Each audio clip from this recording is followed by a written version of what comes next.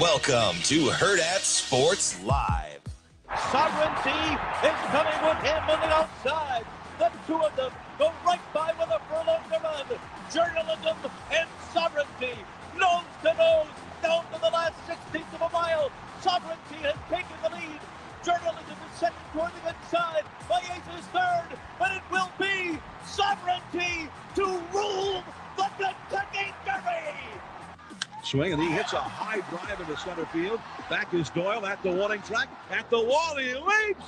Goodbye! A grand slam! And the Giants have turned it into a big inning, courtesy of Matt Chapman's grand slam. Swung out and blasted. High, deep to right. Gone! How about that? A grand slam to right by Daniel Schneemann. Stowers hits it out to left center. Soderstrom on the move. That is back, and it's gone. To left center field, a walk-off grand slam for Kyle Stowers. Under 10 seconds to go. The Jets with an opportunity. Ehlers misfires, passes across the sun. They score! Can you believe it? My goodness! 1.6 seconds left. Cruel Perfetti has done it again. We are tied.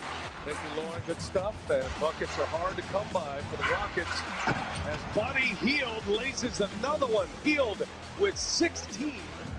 He sets that pass from Shea Moon, gets the steal now. Hield sets it up, and Hield is all smiles.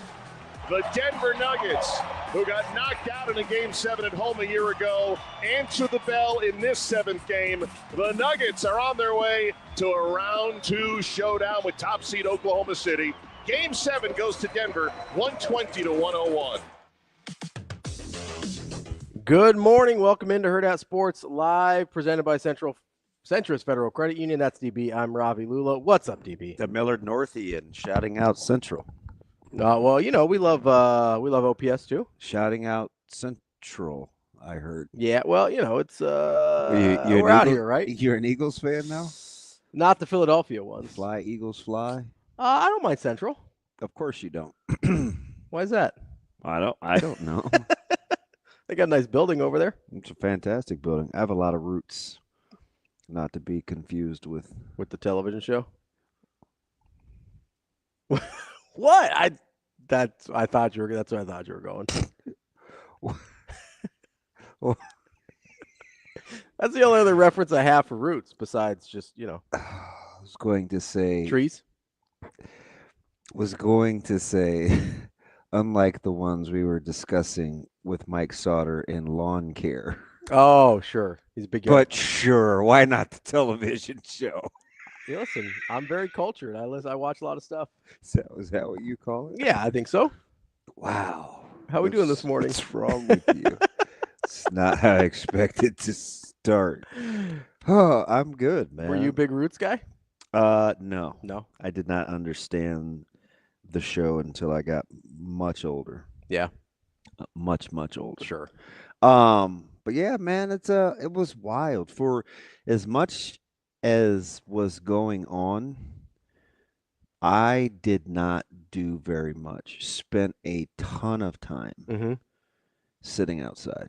Okay. That was nice out. It's a good weekend. Big deck guy. Yeah. Yeah. Friday night, Saturday morning. Zoe had softball Saturday. Came back, was outside all day until night. And then for whatever the reason, what did I do yesterday? All my troubles seem so far away. Big Beatles guy. I know that about you. That's a lie. I spent a lot of time outside again yesterday. Yeah? On the deck, yeah. Quickly whipped up a flank steak that I did not eat. Why didn't you eat your flank steak? Well, it was only a little piece, and it was more for not me. Okay. And so I think part of it was going to go for, a lot of it's in Micah's lunch. Ooh, taking flank steak for lunch? This dude is the only kid I know that's getting he has flank steak quesadillas. He has That guy's living good. smoked brisket quesadillas. And he has pulled pork quesadillas. Big quesadilla guy?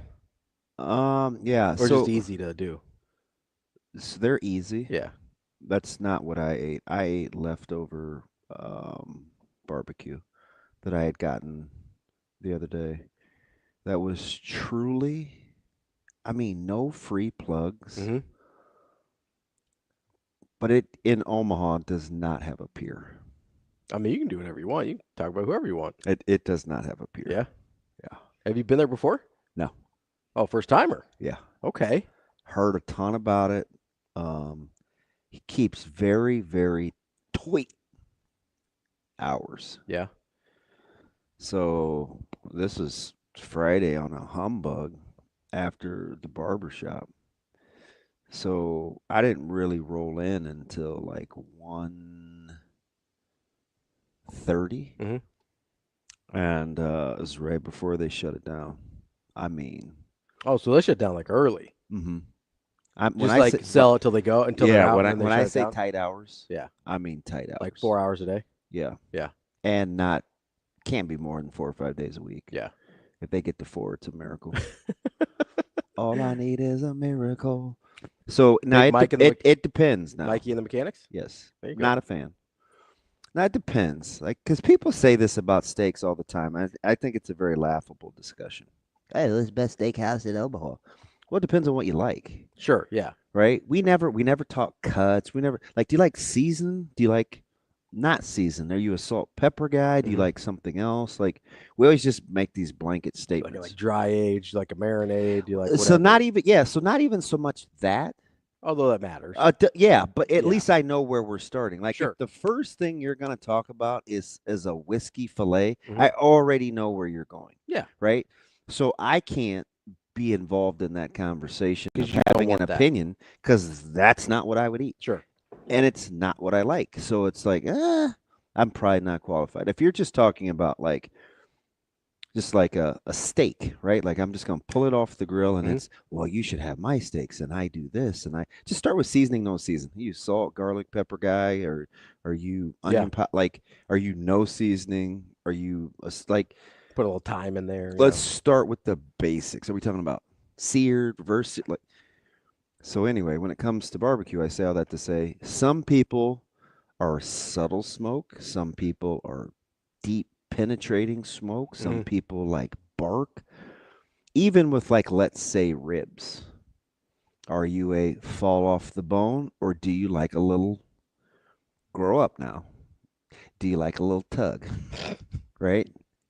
I was going to say bite, and who knows where you were going with that. Do you like a little do you know what I mean? Do you like having to work the meat off the bone? So people are people are different, but in my humble opinion of having had it, and I just was getting ready to give the title to my guy from 3 weeks ago, which was also the first time I had been there. But yeah, no. What'd you get barbecue wise? What's your go-to barbecue order? Because that matters with barbecue too. That's good. That's a good point. If you're a brisket guy, you're going to go. So you know what's funny? What's that? Is because the thing that I dislike the least was really good. The thing that you dislike. The two things that I dislike. I mean the most. Okay, yeah. The two things that I dislike the most were outstanding. Because you're not a big brisket guy. I am not a big brisket guy. And what's the other one? What's the thing that I would never order unless gun to head or free? It's not pulled pork, is it? It is pulled pork. Okay, yeah. It is pulled pork. Yeah, I got you. Which those are, I consider those similar, like brisket and pulled pork. I think it was outstanding. Yeah. I couldn't believe it. I was like, holy. That's the funny thing about brisket. Good brisket's really, really good. Good brisket is really hard to pass up. But it's so hard to get right. My go-to yeah, is one of three things. I'm either going burn ends. Yeah, you love burn ends. Rib tips. Can't argue there. Or ribs. Yeah. And I'll do St. Louis. I'll do baby. I'll do spare. Mm. Although two of those things are relatively the same, just depending on the fat trim. And I'm not a big beef ribs guy. Mm-hmm. I would eat them. Yeah. But smoke, they don't get a ton of smoke. So what I like to do with those bad boys is give them the Asian flair and put them on the grill. Mm. Like I do a lot of Korean short ribs. Oh, yeah. Korean style ribs are really good. They're incredible. Yeah. So I ate that for mostly all the days. Just all weekend? Yeah. Hey, there's nothing wrong with it. And if I did cook, it was not for me. Yeah. No, sir. Oh, I did have 2 grilled, what I would call pork patties. Pork patties. Yeah. They're just It kind of look like it looks like a hamburger kind of? Yep. It's just ground pork? Yep. I haven't done it with pork. I've done it with turkey. Yeah. Which is not, I don't like turkey that much, but So turkey's probably the one protein I would say I'm relatively low on. Yeah, I think my steak is going to get bolstered here in a sec. What does bolstered mean? Won't we say improved? I think my steak selection my beef selection is getting ready to be improved. Okay. And what does bolstered mean? Because I know your pig stock is. Hey, way did you up. like listening to that order? I was fascinated. Me too. Honestly, I'm not even giving you a hard time. Oh, do tell, because I like that kind of stuff. Because I have never. You were ordering after the show Friday. Yes. For context, people, you were ordering like a whole pig. Yes. And the involved amount of like what kind of cuts you wanted and how you wanted it processed and all of that, I was fascinated. How about their patience? Oh, they were terrific. Like they were walking you through everything. Every question you had, they had an answer to. I was stunned by both the expertise and just how involved it was to get. Because if I would know the first thing. If I wanted a whole pig or a half a cow or whatever, I would just be like, I don't know, just kind of give me the normal. I wouldn't even know where to start. So now they help me because obviously a pig is different, but Zickman's the guy that taught me the cow cut. Oh, so you've done cows before, right? Yeah. Is this your first whole pig? Yes. Okay. Because I know you've done cows before. Yeah. And I've gotten better with and I've only done it, I think, 3 with cows, but I've gotten better each time. Sure. Because I learn a little bit more. And you're like, I'd like a little more of this, a little less of that. Yeah. So the first time I just sent him the cut sheet. Yeah. And he's like, there's no long-term sustainability in this, bud. You need to learn how to do this. Well, basically, I mean, he didn't say long-term sustainability, but he's like, hey, this is only going to work once. He goes, well, this is no fun. Why don't you let's just practice. Yeah. So I was like, oh, okay, let's just practice. Yeah. So now I'm to the point where I can, I'll say, well, is it vacuum sealed or is it butcher paper? Is it like when you say smoked or when you say, like he was getting into the quarter, 3/4. Yeah. The sausage, the mix, the sage, no sage. Like, well, and then she was going, okay, how thick do you want it cut? How cool was she though? Which is great. I think she is laughing at my stupidity, but it was fine because it made me feel better about the questions. Can I be honest? When the first guy sent you to the business office, I didn't like your chances. Jace? Yeah. I know. But so he is talking to me during the show. Yeah. So he's texting me and he's like, hey. And apparently his dad is a listener. He's like, hey, I talked to Les. I know you're slow. Yeah. I was like, what? Uncalled for? Les, my man Les said I was slow. I rock that guy's Seaman t-shirts. I can't be slow. No. I was like, hey, I just need some patience. Yeah. Because this is going to take me a while. Yeah. So I had to apologize to you. Oh, I said, hey, I need to use my hands because I have to scroll this cut sheet. Can I put them on speaker? Yeah, I was fascinated though. Yeah. But I'll be honest, when you called the first guy, Jace. Yeah. And then he's like, yeah, let me send you to the business office. I was not. So what happened was he was texting me through his cell phone. Okay. And so he's actually has a job. Like working. So he wasn't going to talk to me on his cell. Yeah. He's like, call this number, which he sent it. And I didn't even see it. I did. Okay. I'm just like, I'm going to call him. Yeah. It's just like for what you were asking, he goes, "Oh yeah, I'm going to send you over to our business office." And I was like, "Oh, that's not going to go well." Do you remember my follow-up question? What's that? I said, "Will she be as cool as you?" Oh yeah. Or I think you said patient. Yeah, I She did. going to be patient with me as you are? And he laughed. He's like, "Yeah, you'll be fine." Yeah.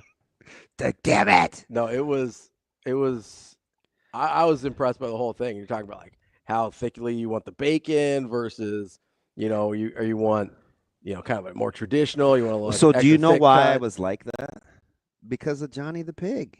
Oh yeah, he's been educating you. Well, that's the standard. Yeah.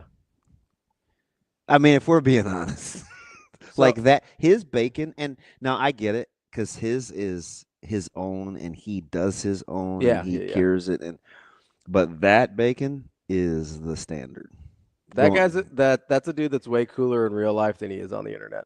Oh, he's super cool. He's just so snarky. I tried to tell you. He's just so snarky on the internet. Yeah, and I've rode with that guy. He's fine. It's fine. Forever. Yeah. We're years. Yeah. He's he's probably around the same time as he's like an OG, Amazing Dan, like those guys that have been. Like we went out and got a Paisans at one point, like just hang out, whatever. He's super cool in person. On the internet, I was like, I don't know if I'm gonna like this guy. Yeah. But in real life, I was like, oh no, he's all right. That bacon is clearly the standard. Oh yeah, it was phenomenal. Yeah.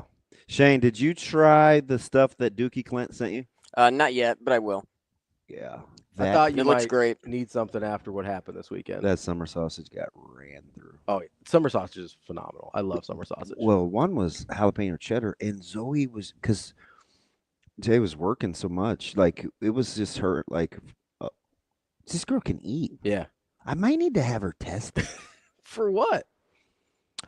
I don't know. Like she can eat for a teeny little thing. She just eats and drinks, and so my concerns immediately go to health. I'm like, ooh, these some early signs here. I'm just trying to think what it would be. I always think like the dreaded D word. What, diabetes? Yeah. So to help you out at all, when you're diagnosed, you're not hungry at all. You lose a ton of weight. Well, she's not putting any on. Right, but like you're not hungry because your blood sugar's high, and so like you're not hungry at all. Yeah, so I'm like, is she processing, and it's like, what are we doing here? She's probably just going through a little growth spurt or something. She ain't growing though. Well, I was working on it. A little delayed reaction. No, it's like she's knocking it off, and she's not what I'd call a great protein eater. Mm-hmm. It's the same. Summer sausage is phenomenal though. Same three stupid things. Like, I'm like, come on, come on. So your daughter is particular about food. Yeah. So I'm stunned. Her and I were grocery shopping yesterday. See, Shane liked that one. It's a true story. And clearly I don't know what I'm supposed to be getting because I needed coffee filters and something else and things that I don't buy. Yeah. And she goes, oh, no, Dad, they're over here, or they're over here, or they're over here. No, get this brand. And I was like, are you sure? Mm-hmm. And she's like, trust me. So we're shopping, and I'm getting these bars, and I'm stacking them in the deal. Mm-hmm. This gentleman comes around the corner, and he's like, DB. He's like, how are you? And I'm like, I'm good. And he goes, this must be the famous, and she goes, Zoe. And he goes, Zoe. He goes, I hear about you on the radio. So she didn't say anything. So he and I are talking. He's District 66, super cool dude, asking me some questions at the grocery store. In the meantime, she's putting things strategically in the shopping cart. While you're not paying attention? It was giving my OCD. She put every single, I think I took a picture. She put every single bar and she laid it side by side. She puzzle pieced the cartons of strawberries. She didn't want anything in the top shelf. Mm-hmm. So she laid it in the back of the cart. There weren't good Brussels sprouts, so she said, leave them. We called Micah just in case. I'm like, hey, man, these Brussels sprouts look a little sketch. Is there another vegetable you want? She looked at me and she goes, he would have said so. Stop asking. I was like, hey, man, let me call you back. This lady next to me is in tears. I'm like, don't encourage her. So we get around the corner. We're talking to this after we talked to this gentleman, and so he goes, because we're trying to find stuff for lunch, because 4 days are not good this week at school, so we have to. Yeah. She looked dead at me, man. She's pushing the shopping cart, and I'm trying to guide it because it's a little much for her, but she's a little Miss Independent, and she goes, huh, "This is what you get with a 6-year-old when you make them picky." I was like, "Get out." Dude, we were in there. It was traumatizing. And I'm an in-out guy. Yeah. Just seeing this girl pick through apples. It's like taking her sweet time. I thought I was with my mom all over again. She didn't even know what she's looking for. At least I don't think so. She's just doing it because she's seen other people do it. Yeah. It's like, what do we got here? Yeah. I'm like, somebody's gonna eat that after you. I'm just telling you. That's why I hate apples. I'm peeling those things. I know what I go through. Oh my god. So anyway, man, but to watch a ton of sports, I felt so bad for my man Shane. That was rough. Shane, you had your whole free comic book thing set up to be disappointed. It worked out almost perfectly for you until the game happened. How happy was he on Friday? Oh, he was thrilled. Shane, you want to walk our listeners? Everything that I needed to have happen with series clinching happened. Well, it did. I mean, I needed it to be a 7:00 game, and the only way it could be a 7:00 game was the other three didn't need to go 7. Had to be over. They had to be over, and the thing was too with having the other 3 over, it put my game at 7, but it also put it on ABC, so I was able to watch it, which is a totally different experience because I'm used to listening to it on the radio only. And it was actually harder for me to follow a little bit and I wanted to listen to the radio, and I probably should have. Some people prefer radio. I don't get it for hockey. Yeah. I don't get it. Baseball is a great radio sport. I'm probably more inclined to agree with that. Baseball is a terrific, generally speaking, terrific audio sport. I think you do need, especially if you've got a good broadcast team. Baseball is great on the radio. So you were out on the television broadcast? No, I watched I watched it and listened to it on the television.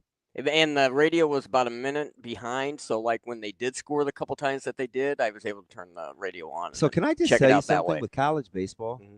BMAC is always ahead of the TV. Always. Yeah. Usually radio should be.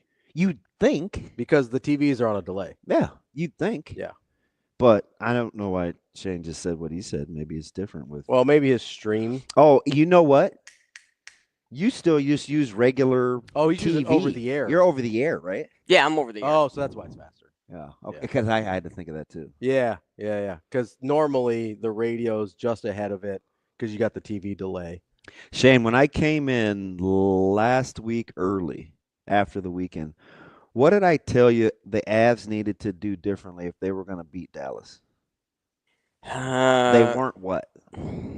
Oh, they needed to knuckle up. Yeah. Just weren't grimy enough. And when you get the 2-0 lead, they get it to 2. Okay, I could see off the power play, cool. But the 1-on-3 you give up to take the 3-2 lead was I don't think I'm going to say S. Inexcusable.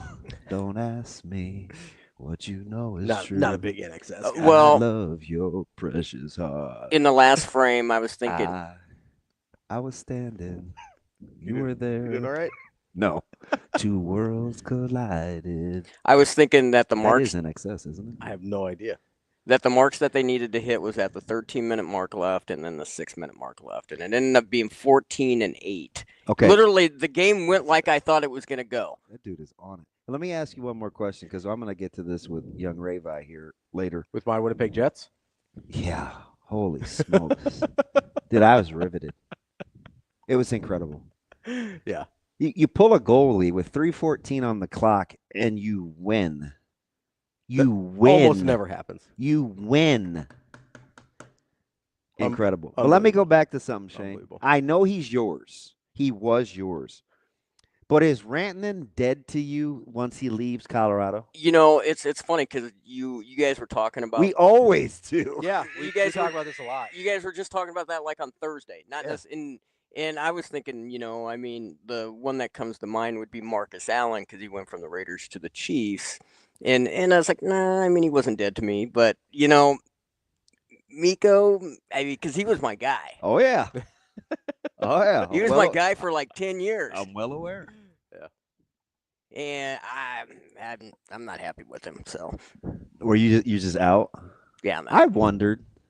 Because then you get like the Ray Bork situation where like Boston fans were rooting for him. Oh yeah, when he won it with the Avs. Yeah. Yeah. Because like they loved him and they're like, oh, he finally got one. Probably the most famous of 77s. You know? So that like there's the both sides of it. Yeah. But you're not a big Evgeny Malkin guy for 77? I love Malkin. You 77, right? Yeah, but Malkin drives me crazy. Why?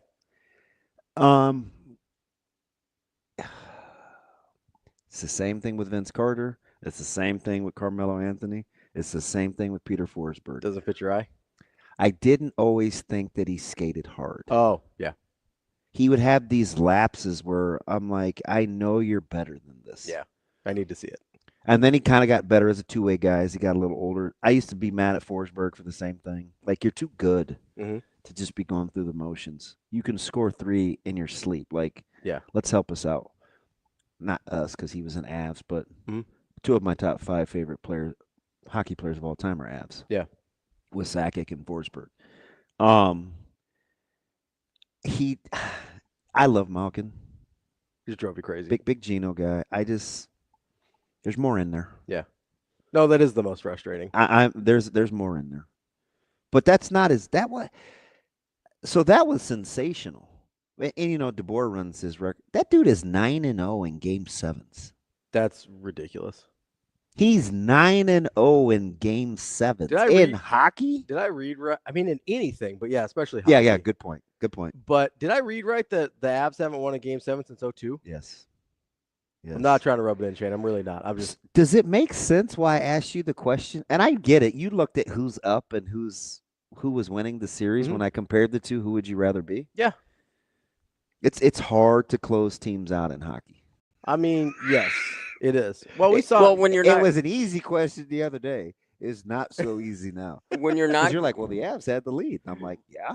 And? I mean, all things being equal, I'm taking the game. You know what I mean? Right. But right. I get the question. Yeah. When you're not grimy like that, you're not going to close it out. When you're cute and you do all the passing and all that kind of stuff, you're probably going to end up with, if you win the series, you're going to win it before, and you're not even going to go to game 7. So now they have a cup, a recent one, so I don't really worry about the bugaboo.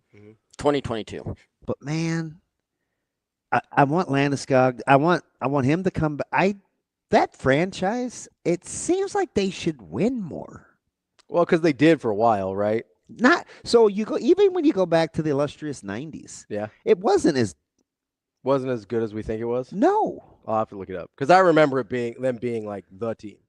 I mean, I believe Detroit had as many cups. It was only those 2 teams, that seemed to be playing for it. But Detroit was really good in the 90s because that's like your Patrick Waugh, Joe Sakic. It was Sakic, Forsberg, Deadmarsh, Adam Foote. Yeah. You know, like those guys, they were legit now.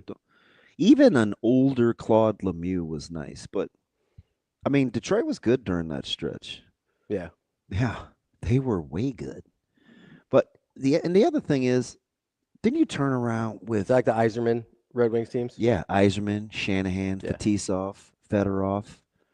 They had the limo accident. Where they lost. Yeah. This, you know, Draper, McCarty, like they were incredible. Yeah, you talk about guys that's funny. I hated that Red Wings team. Yeah. But there's one guy that I grew an affinity for through my hatred. Who's that? Was Draper. Really? Oh. Why is that? Because I thought Nick Lidstrom got all the credit.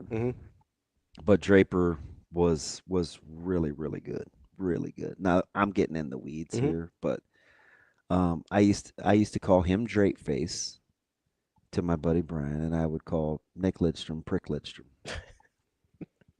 And I would say crap a hand. And, I had all these little stupid. You doing all the solder nicknames? Yeah. Oh, which was funny. Which was very funny. Solder's got a nickname for everybody. Yeah, this dude just sending me screenshot after screenshot of his grass yesterday. I'm jealous. I gave him $15 to come over and do mine. Yeah. Can I say one last thing about the game? Absolutely, Shane. What's up, Shane? Milan Hayduk. About Good Saturday. call, Aaron. Milan Hayduk. What's up? About Saturday. 23, I believe. Yeah, what's up, man? It was a good day because I ended up getting 35 free comics on Free Comic Book Day. So how did you stagger that? just Put over yourself on the clock? Yeah, just on the When clock. did you leave the house? About 1.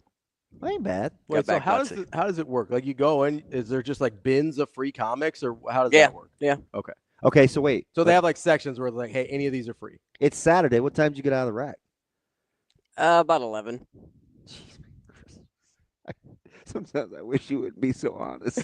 You're too old for that, number one. Oh no, it was like 10:16. I remember. Okay, let's move past the fact you're acting like you're 12. So, all right, you're getting cleaned up. Did you eat? No, but I ate later in the day. So did you have to do the pickup? Yeah. Okay, so you go do that. Mm-hmm. You roll in. Mm-hmm. Did you have it mapped out in your head? Oh yeah, I knew exactly what I needed to do. So how do you? But I had to help the person who I was with too because They don't know what they're doing. she doesn't know where to look. Do you go in with like an idea of what That's comic what books that's you want? that's what I the- want to know because it's That's free. that's the reason why it took a little bit longer and I wasn't only able to go to a couple of the different places instead of all the places. But that's fine though. It was still good. Is there like a limit? Like, hey, at this place you can take Yes. as many as 10 Yes. or whatever. Yes. Okay. Incredible. Because when I hear you taking like 35, I'm imagining you go to one store. That's low.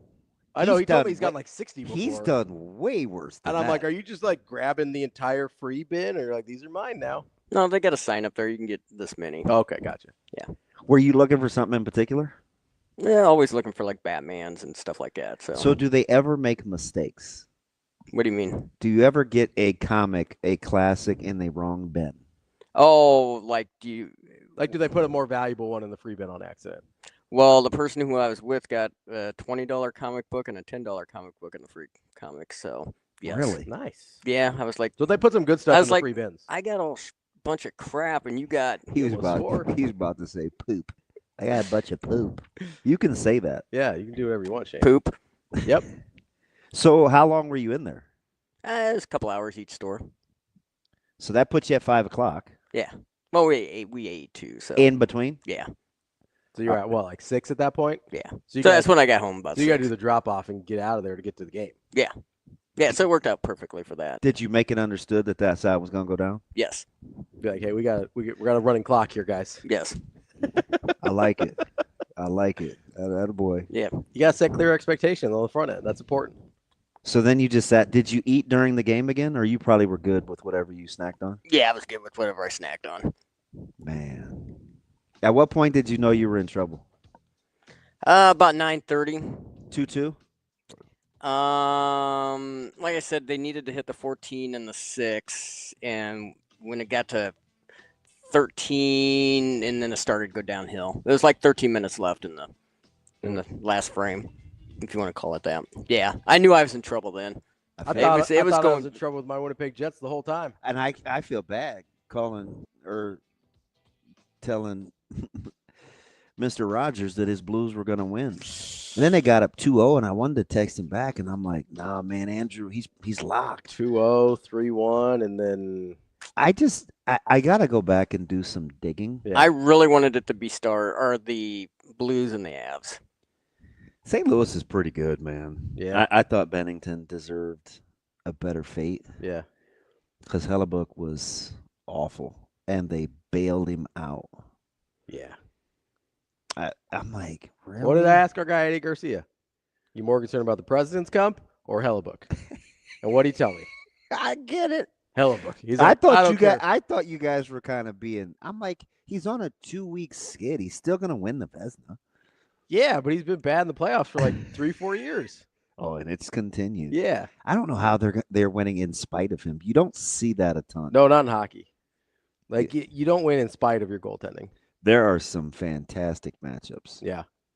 I mean, this is like the NBA. Like the only team that's as deep as the Cavs is the Pacers. In the East, yeah. That's like I would argue the Thunder are in the West, but so they're probably more multiple. yeah. I don't know if they're deeper. They can throw you a lot of different looks. Yeah. Maybe not deeper, but the guys that they've got, you feel And really, I probably wouldn't fight you over that. you feel really good about. I probably feel better about the Thunder top 8 than I do maybe anybody's.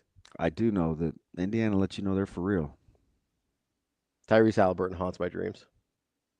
So I think we may have to revisit that at some point. The Halliburton deal with Giannis?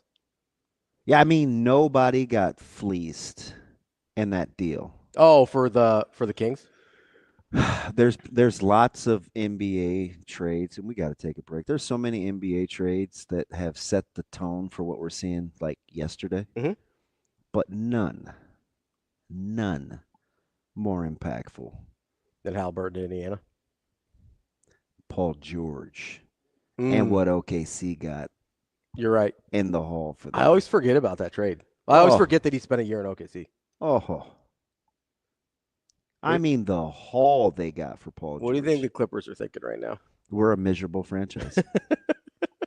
I think the Clippers think we're a miserable franchise. They probably should. And I think that people ought to stop making runs and giving in to James Harden. I would say I should have known that James Harden was going to just poop his pants in a Game 7. I want to have last laugh. That's what he does.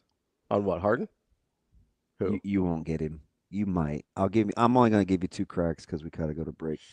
Who do I always cram down your throat and you hate on him? It's I'm not going to say Jokic. This will be easy when I say it. What? Give me the conference.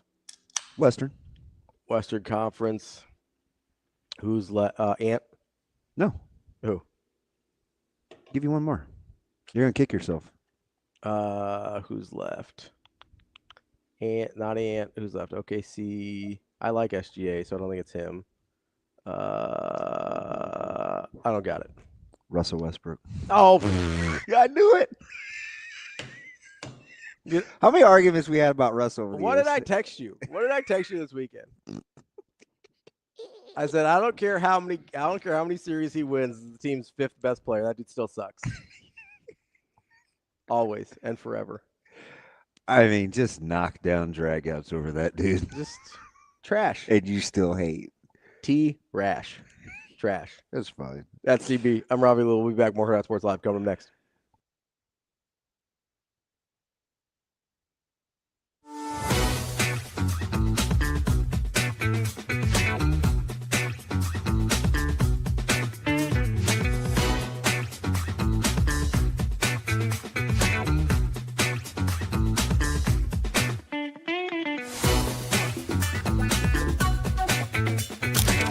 For sure. Yep. We played great in all of our scrimmages. We got to see a lot of players in different situations. The team, I felt like they got adapted to the practices and the coaching style, and then our staff, really found a good rhythm, especially this last week in practices and roles. So I thought everything checked all the boxes. Yeah, I think it's definitely confidence, and that this team, now we didn't have a starting lineup really this spring, so that'll be a little adversity come the fall, and we are going to have to write that, but I feel like this spring prepared us to be able to handle that and to stay together as a team, and if we stay together, we're going to be pretty unstoppable.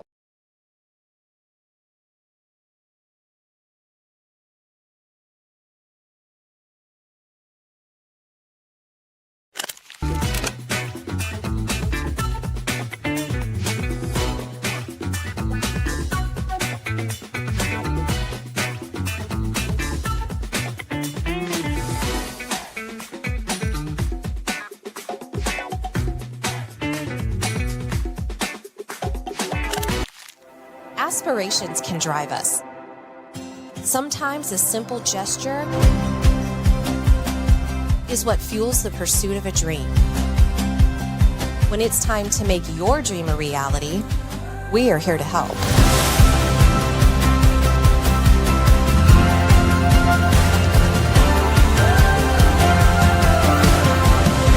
First Federal Credit Union. We are where you are.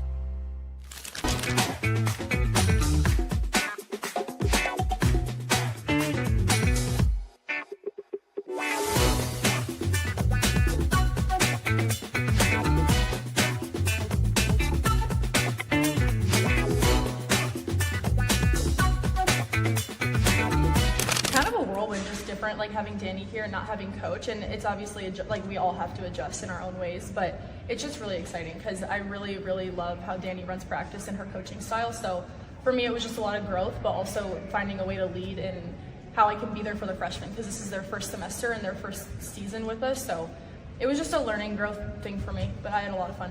What does Danny do to practice that you like? The one thing I don't like is that we have to shag our own balls. Coach didn't make us do that. But I really like how we do competitions a lot. Like with Coach, a lot of it was timed, so we didn't know how long we were going to go for. We didn't know how many reps we were going to get. But with Danny, there's always a goal at the end of the drill. So I think that's all something that we really like that she changed.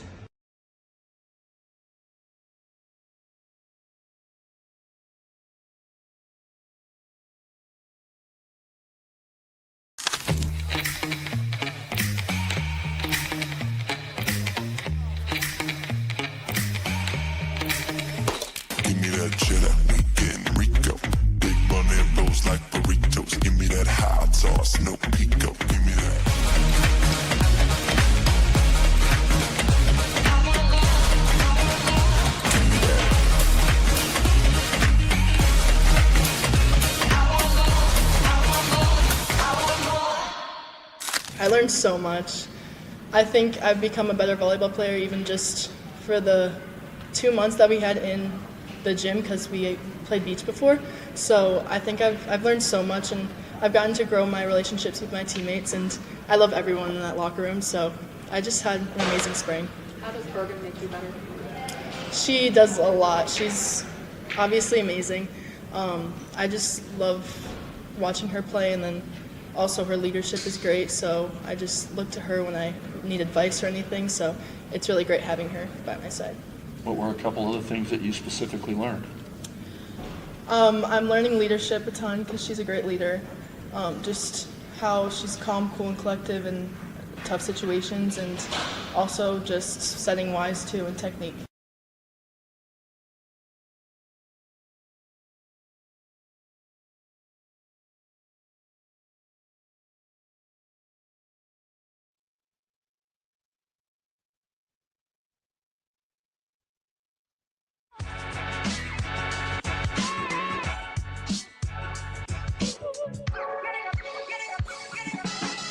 You're listening to Hurrdat Sports Live.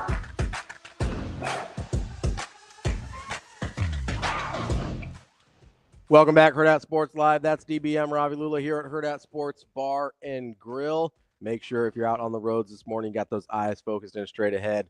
Don't get distracted by, Shane worrying about his abs or me worrying about the Warriors and my Winnipeg Jets. You almost were worried about Winnipeg. Sucker. I was really worried about the Warriors yesterday, but if you're driving this morning, put those worries aside, get to where you're going, don't get distracted.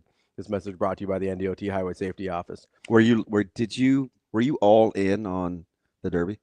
Oh yeah, I love the Derby. So I was talking to Big A for I had to be 3 hours. Really?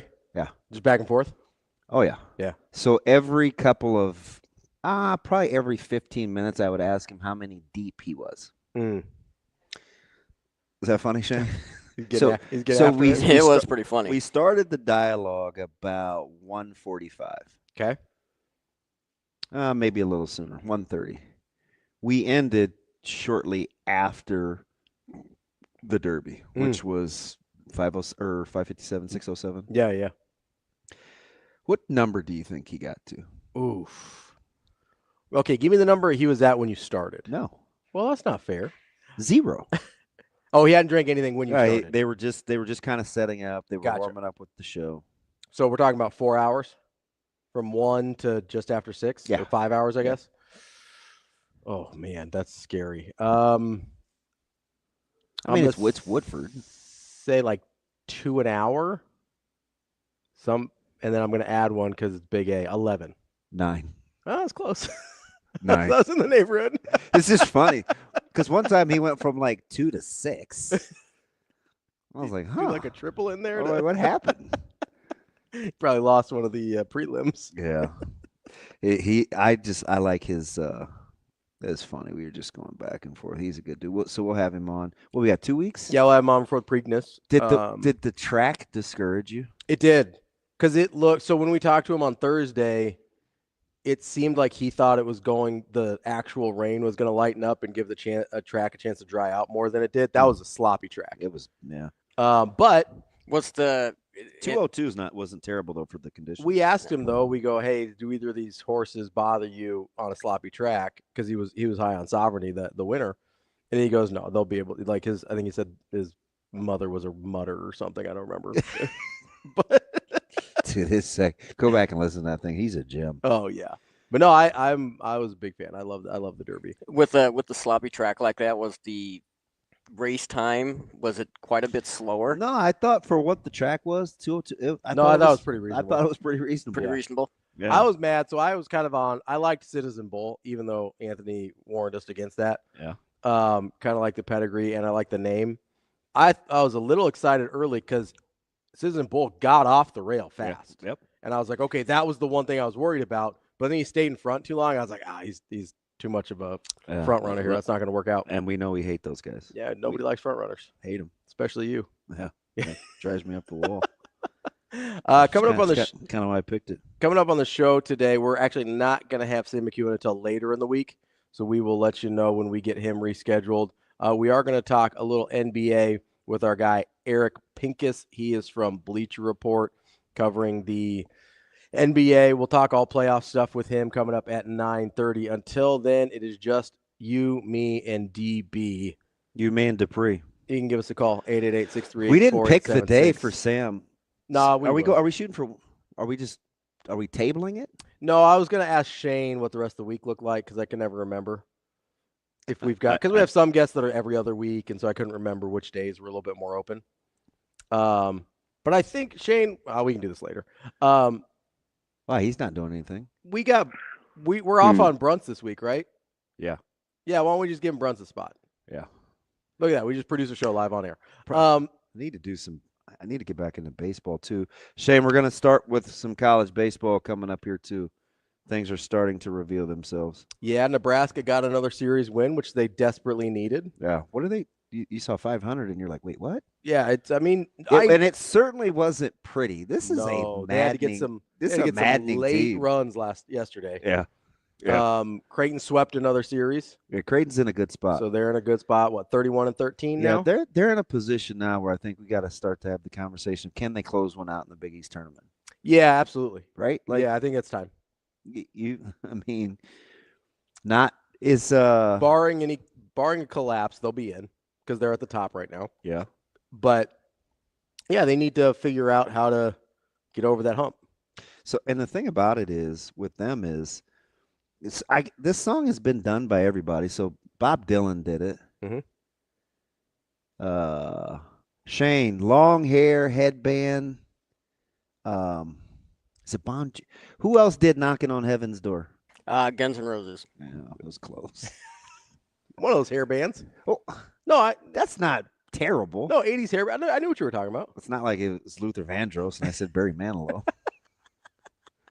It's off so Kenny Loggins and Kenny Rogers. One of the Use Your Illusion albums. So I believe the blue one. I like they have been knocking on that door. Oh, But that's not my favorite version. My favorite version was by a lady. Oh. And I know you're gonna say I'm being. No, I don't know. I lack objectivity because I think she is of the minority persuasion, but I can't remember who it was. No, I don't. I can't remember. It was a nice soulful rendition. A female version of that song, so I'm gonna have to try and find it. Of course, because you discriminate. Number one. Against who? Ravi, you started out with a Roots comment, and we're 64 seconds into the show. I legitimately thought you were referencing Roots, the television program. Right. That's what I thought you were gonna say. Right. I can't remember who. My mom would know. I'm not necessarily. I didn't think we were gonna have a Sauter reference that early. That's all. Well, I forever have pictures of his lawn I'm gonna imagine it's not Avril Lavigne. No, she's not of the minority persuasion. She's Canadian. Randy Crawford did the song. Randy Crawford. I love that album. It's a great album. Randy Crawford. Who's Randy Crawford?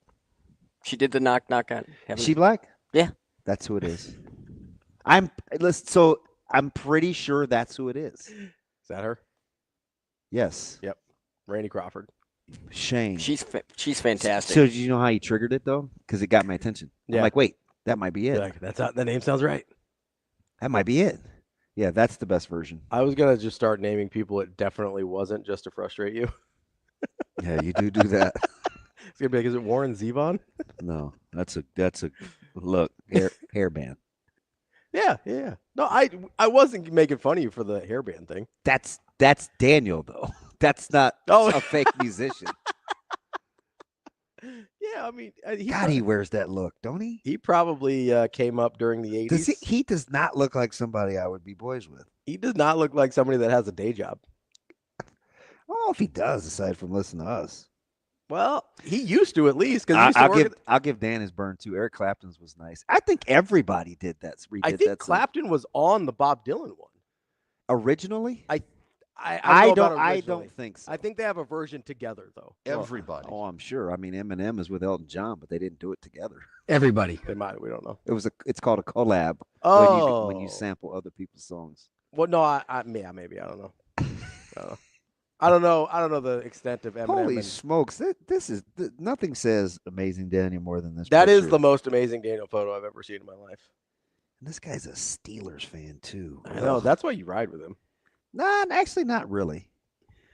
I think I don't know what it was. Oh, I know what it was. He doesn't think anything like he looks. I'll just leave it at that. I thought it was gonna be because he's actually like really snarky, and you're like, I bet there's some good in there somewhere. I'll find it. I know what you're doing. I don't think that's funny. I mean, you laughed, so you think it's kind of funny. Oh, no, that was involuntary. Okay. Is that what the kids call it? That's how you know it was funny, is you didn't even mean to laugh. It was terrible. You didn't even want to. No. We're out here, right? Fudge. How about my nephew taking one for the team? Oh, what do you do? We're going to wrestling tonight with Zoe. Oh, nice. Good on him. Well, Leah's going too, and two of Zoe's little homies. I know, but it gets you out of that. Yeah. That's huge. All I had to do was commandeer the setup. Yeah. And it was on a humbug too. Taught a total break. Yeah. Yeah. Yeah. So of course I didn't realize they were in town tonight. Had to make T-shirts and whole... signs. Of course. Yeah. That's part of the whole wrestling experience, right? You want my last non-paraphrase Zoe story? What's that? Okay, so this Liv person is coming. Mm-hmm. And that's like a wrestler? Yeah. Okay. She's one of the I think she's a Bella twin or something like that. Okay. And anyway, there's like this beef with Becky Lynch and we're going back and forth, and so she's making these posters, and she wants to do like live, love, laugh, or something like that, because she does this X's and O's thing. No, she's on her iPad with merch. She uses the word merch. This is not made up. So I'm like, okay, cool. And I'm super OCD, so I want her to be able to do her poster on her own, but I also want to help. Nah, man, it was mom's world. Hey, do you want bubble? Once they start getting into like things that don't look, it's like drawings in comic books, Shane. I like hard edges and like realism. I'm not doing the whole abstract, like any the of that. Bubble letters and flipping Yu-Gi-Oh thing with the you big Yu-Gi-Oh guy. It's called eyes. manga. Whatever it is. I ain't a manga guy, even though I do like A Great America. Anyway, it's different. I like manga. Mangoes? No, too hard to get right. So I'm trying to find like the merchandise and I'm like, oh man, she does this thing with her husband. And she puts her markers down and she goes, she's not married, Dad. I go, yeah, she is. I'm like, such and such, like married. She's like, I don't think so, Dad. I'm like, Zoe, I'm not about to argue with a 6-year-old over this. I said this out loud. So I asked Siri. Yeah. And Siri gave like her real name. and it didn't really suffice. Mm-hmm. I wasn't sure. I probably could have rode with it because Zoe didn't say anything after. But I go, wait a minute, let me Google. I'm like, oh shoot, Zoe. I said, Daddy apologizes. She's not married. Mm-hmm. She's engaged. She has a boyfriend. And she goes, yeah, I know. Dominic Mysterio, but you weren't listening. Damn. Listen, God is my witness. I didn't talk to her for 25 minutes. I went back to watching basketball. Yeah, we're done for a minute. Yeah, that's how childish I You am. need to chill. The 50-year-old and the 6-year-old. You should. She didn't even give me all the So eyes. she didn't even look up. She No, was like, she's like, yeah, I know. That's what I said. Dominic Mysterio. I tried to tell you. I was like, I can't stand this little girl. She's a chirp. Oh, she is. man. She's got her little WWE deal. They made them on cricket. Her being obsessed with WWE is the strangest thing to me. How about It's just so random. How about two of her little friends saying yes in 20 minutes? That's so random. Yeah, so she's rolling with Sadie and Nixon. Sometimes I wonder how WWE or professional wrestling or AEW or whatever it is, sometimes I wonder who's watching this at the level that it's this successful. Mm. And then I remember just elementary school to middle school kids exist, and I'm there it is. Coach Rule. Dude was in the front row. Was he? Yes. Dude, that's funny. Terrence Crawford, front row.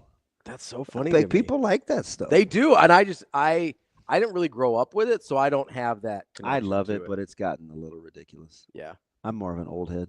Yeah. And by the way, how about September 13th? September 12th? 12th. Yeah. I was hoping it was the 13th because it's my brother's birthday. But. Yeah. Yeah. So, frantically, how many coaches do you think are trying to move football games? As many as possible. Psst, hey, Millard West, let's move to Thursday. Can we go Thursday real quick? Although that game or that fight won't be on until 11. And? I'm just saying. You think you want to get ready to game plan and then you got a little leeway? No. Exactly. You got a little leeway. That's all I'm saying.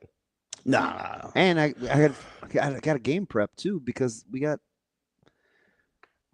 the husky-looking mascot people coming in that Saturday. Houston Baptist. Houston Christian now. Houston. They used to be Houston Baptist. Yeah, Houston Christian. Yeah.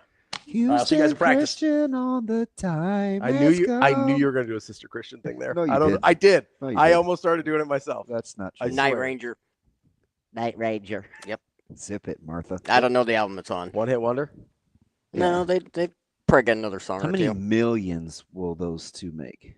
A lot. Ooh, yeah, because this is one of the Saudi backed ones, right? Yeah, so they're gonna make a chunk. And boxing needs a good. This was not a very good weekend, in my opinion. No, Devin Haney was really average. I thought Canelo was that fight very was average. boring as all hell. Inoue, who touched canvas again and still won. Yeah, that was probably the best fight. Can you believe that dude's only 122 pounds? No, I think he'd knock me out. I'm 100% certain he would knock me out. 100%, absolutely. But I wonder if I could touch him. Probably not. Do you think? He's got to be so fast. What if I just ate one and tackled him? You might be able to tackle him. I don't think if you're just advantage me if I get him to the ground. Are you talking like a street fight or boxing? Just a fight. Street fight, you got a chance. I got 100 pounds on him. That's what I mean. Street fight, you have a chance. I thought you meant in a ring. But I just know what it's like to eat some of those punches, and I don't want to. No. If you ate one, you could tackle him. Yeah. See, that's what I think makes Bud tough because he's a good wrestler too. So Yeah, there is no real advantage with him. You'd be in trouble with Bud regardless of the I circumstances.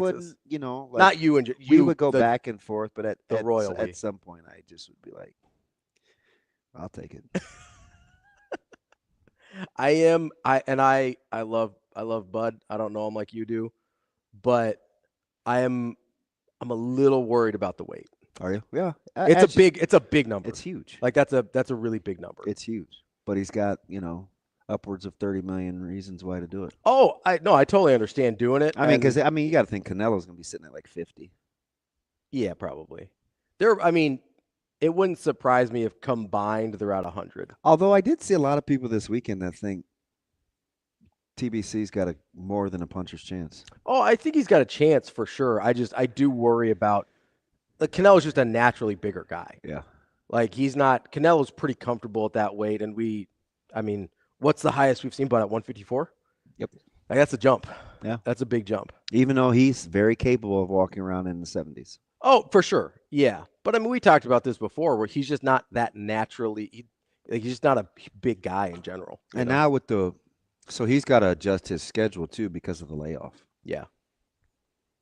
Because when was his last fight? It was last year. I'll say by the time we get to September, we're over a year, right? Because it was last summer. Yeah.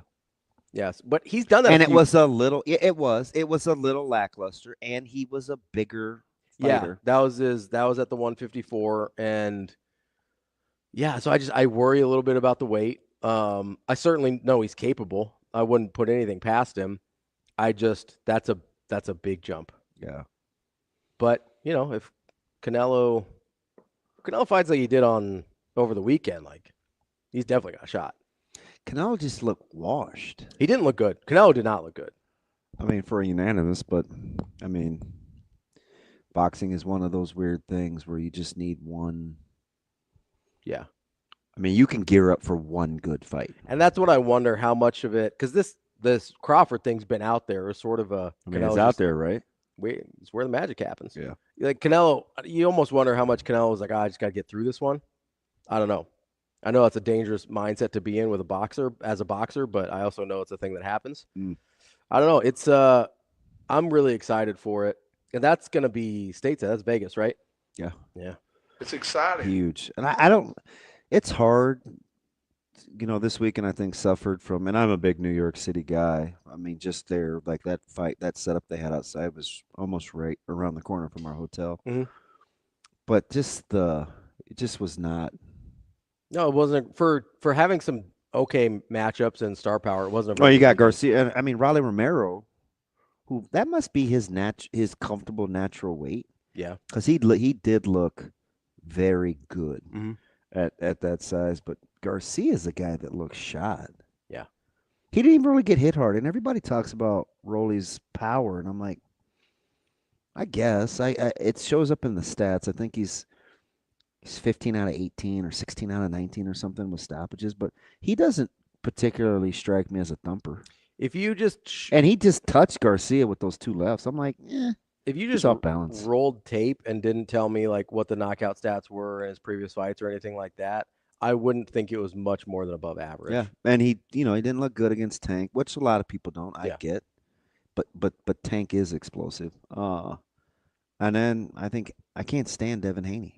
Yeah, I know you don't like Haney. I don't know if I have to get over it. He's just not good. He's just okay. Yeah. And then his dad, boy, I tell you. We only got into this a little last week, but does he make your list of parents of athletes? Some of these people's dads need to check themselves. Were you surprised at Halliburton's suspension? I mean, it's not really. I mean, it's like a mutual suspension. I don't know. Well, he ain't going. I know, but it's like we talked, and he's decided to stay away from games for a while, and it's like, okay, he's suspended. Just say it. He's suspended For the foreseeable future. It's like he acted foolish. He's suspended. Just tell him, hey, can't come for the rest of the playoff run. At the very least. Did you by any chance catch Bo Nickel losing UFC? It's shocking. Yeah. Weight cut. Yeah, he got worked. Did he? Oh, he quit. Which is very un-Bo Nickel. Yeah. But he's not ready. He's one of those guys that was anointed, and he is super incomplete. You get that sometimes. Yeah. Well, especially in combat sports. And, I mean... Especially when you have guys that are sort of like exciting or explosive, and you're like, it's not really rounded out yet. Like somebody's going to be able to catch him. Yeah, I don't know if it was the weight thing or not, but he got stopped pretty much without any blows to the head. Oof. He took a couple of shots to the body. Yeah. And it was truly got the soul snatched out of him. Dude, some of those are... Oh, I know. They hurt just watching. Like, listen, I haven't been hit a lot. Listen, go to the videos of that Bo Nickel deal. But he got hit with a knee in, like, right in his rib cage, and my man was like, yeah, I'm cool. There's some of those that's like, I'd rather be hit in the face. Some of them. I'm just telling you, when you get hit and around the orbitals, no. Yeah. If it's in the cheeks or the chin, Yeah, or if you the can give me mouth, like cheek line or down, orbitals hurt. Yeah. Just No, I know. don't pick that. Pick the ribs. If I can get you like cheek or down, Yeah, I might. I'd take it over. I'd Some take of those body shots look like they just like snatch all life from your body. Yeah. Or you get one of those like liver shots. Yeah. Not trying to take one of those. Kind of like what the Houston fan base is giving Jalen Green. And why are they letting Van Vliet off the hook? Why are they letting Ime off the hook? He sucks. I don't love Kerr either. I don't be mad at me. He gets on my nerves. What? Like just as a coach or as a person? Kind of both. Okay. Because I can understand, like I've had some nitpicks about him as a coach. I like him as sort of the leader face of the franchise. Like I like him. Yeah. But you also don't like Pop, so Pop is fine. Pop is terrible with the interviews are annoying. Yeah, I just thought that shtick got old. But I think he's like, if you hear, I could eat the meat and spit out the bones though. Like he's a great coach. And not just that, but he seems a guy that's right up your alley in the way his players talk about him. Yeah. In terms of he's top 4 or 5 of all time. I don't have any qualms with that. None. I just have you heard like the DeMar DeRozan story? Yeah. Like all that stuff just gets me. So one of the things he's not going to get credit for is because of Nowitzki, especially during that era. But I get Kukoc was before that, and there was Petrovic. He made the way that they scouted Europe a thing. Yeah. He did. Yes, 100%. He did. So like when you put that in kind of the importance of the game today, give him some credit for that. And dirty little secret. Do you know I don't know how important you think this is. Do you know he has the record for consecutive 50-win seasons? 18. Yeah. That's the thing I think is most impressive. That's incredible. 50. There's some really good teams that'll go through stretches like, it's like 47 one year and they bounce back. Yeah. 18 straight years. Yeah, that is. So that's the thing that I think I'm most impressed about with Pop, who, if you hadn't heard, is won't be coaching any longer. He's moving into front office role as he's had some health issues. But the most impressive thing to me is the longevity, not just for the sake of it, but he did it with almost 3 entirely different like cores. Yeah. Like Duncan's there pretty much the whole time, right? But he does it with the kind of original Duncan, Robinson, Avery Johnson, Sean Elliott, that crew. And then he moves into the Duncan, Parker, Ginobili, that set of guys. And then he finishes it off with the Duncan, Kawhi, Danny Green, like that weirdo group of guys. Yeah. Unbelievable and so different stylistically across those 3 teams. That's really hard to do. I mean, he went from he coached a team that I hated watching in the mid 2000s because of how terrible the basketball was between those Spurs and Pistons series in like 05 and 07 07 was the Cavs, but to being one of my favorite teams to watch ever in the 14 You're Spurs. never going to get me to say anything that ridiculous. I loved watching that team. Like you could call it ridiculous or whatever. That was one of my favorite versions of basketball I've seen a team play professionally. And it was like and they were the most 2 contrasting styles of anything you could imagine. And I get the game changed, but a lot of guys aren't capable of changing with the game. Like he deserves a ton of credit for that. I don't have any qualms with that.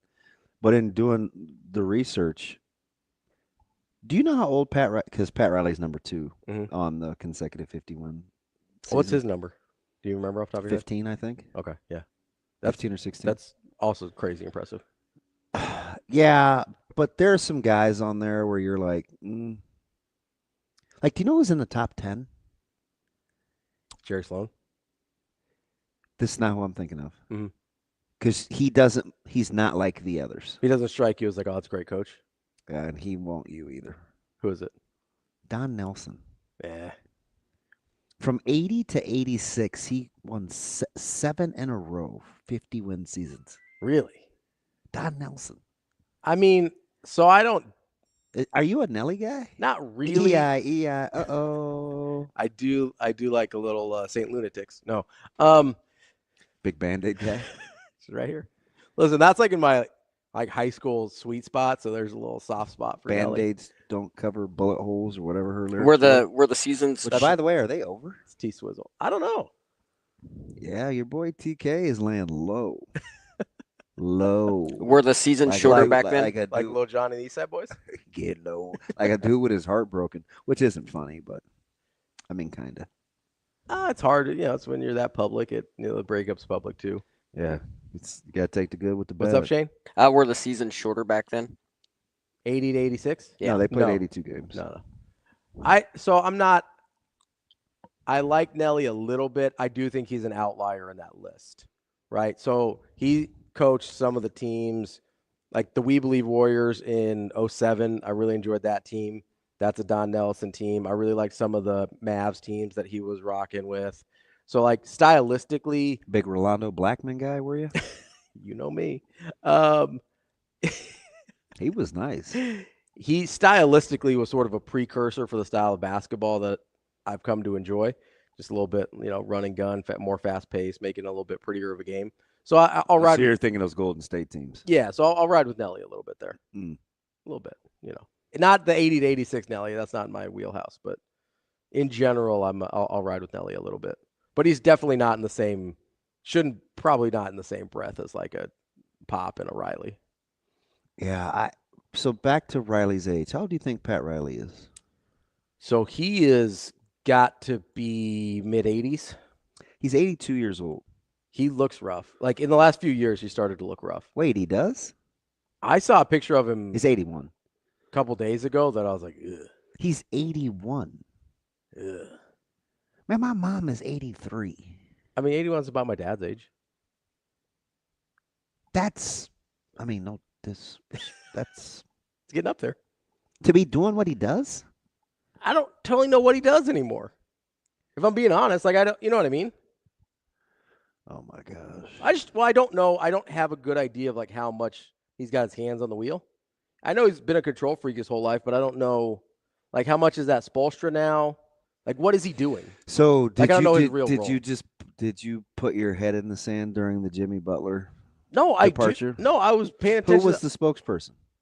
Okay, but spokesperson and day-to-days aren't the same. So now you're going to split hairs just to be a ding-dong. No, I'm splitting hairs because I don't know. What do you mean you don't know what he does? Well, he was the one taking the podium. He was the spokesperson. You weren't hearing from Spo about Jimmy Butler. You were hearing from Patrick Riley. What do you mean you don't know what he does? He's all over that franchise. I don't know what he does because sometimes the person talking isn't the same person making the decisions. Maybe he still does. Yeah. Maybe he's still involved. Does that strike you as old PJ? I don't know.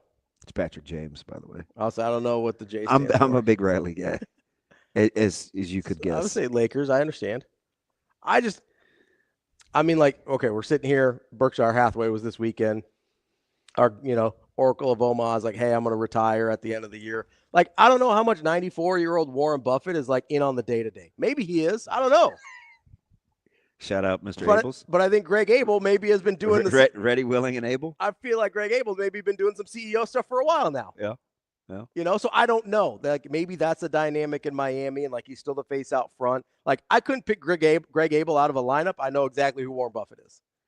I think you could though. Didn't you see his pictures all over? I've seen him, and like if you gave me but if I'm just walking down the street, I'll recognize Warren Buffett. I'm not recognizing Greg Abel. Like little Sally Walker? Yeah, just walking down the street. No. No? Little Sally Walker walking down the street. Didn't know what to do, so she jumped in front of me. I said, go on, girl, do your thing. I don't know it's that one. Different. Not Pretty Woman? Oh, my gosh. Hashtag fail. Fail. I don't know. I'm unfamiliar with Sally Walker. Told you to Google it. What about like Jimmy Walker? Like Shotgun? What about like Antoine Walker? Or a golfer or writer, Jimmy Walker? Yeah. Which, by the way, I thought he was really good at his job. He came and went. Yeah. Is he doing Cavs stuff? We should probably talk to Jimmy. We can talk to Jimmy. If you're doing Cavs stuff. I think, no, it's not him that's doing Cavs stuff. It's my other little favorite dude who came and went for Creighton. Yeah. Oh, Lorenzi? Yeah. No, he's at OKC. Lorenzi's down at OKC. Who is our former guy that's got the Cavs beat? I have no idea. Dude, it's one of them. But Lorenzi's at OKC. I'm almost positive. Listen. Joel? Somebody has the Cavs that we used to talk to all the time. And I think he's a World Herald guy. An alum? I'm gonna check Joel Lorenzi here. I'm almost positive he's the No, I would remember the little light skinned dude. Yeah, he's Thunder. Who's got the cat? Shane, we used to talk to him. I liked his voice. He sounded like he would win in cards. Jack from Tennessee. He sounds like he would take your money on some cards. I'm looking. No, Jack's too nice. He ain't doing that. No, he's just low key, man. He's got to sit there. Oh, is he sniper? Yeah. No.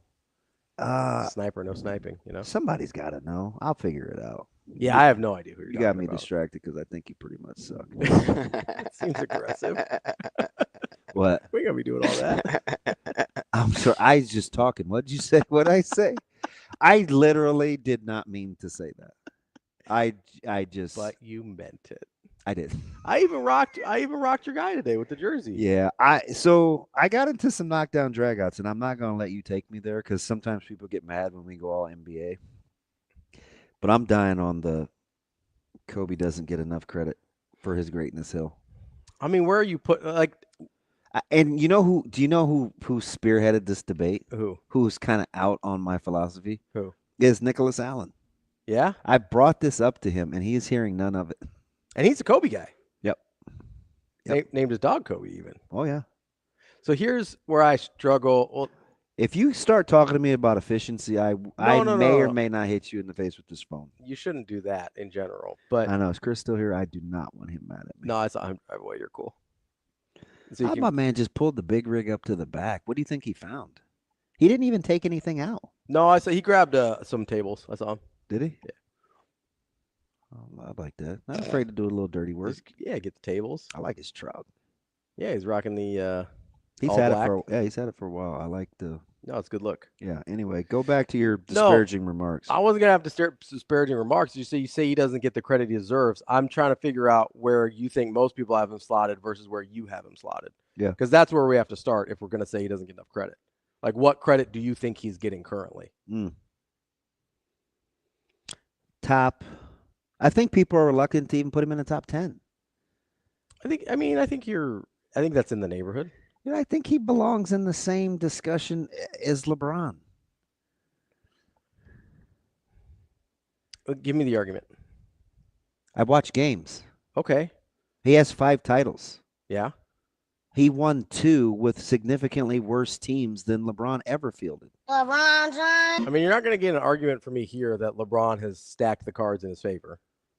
Especially to be as inefficient with the outcomes. And I get the finals appearances and that, but like just to be dismissive, I don't understand why we make the case against Kobe as opposed to the case for.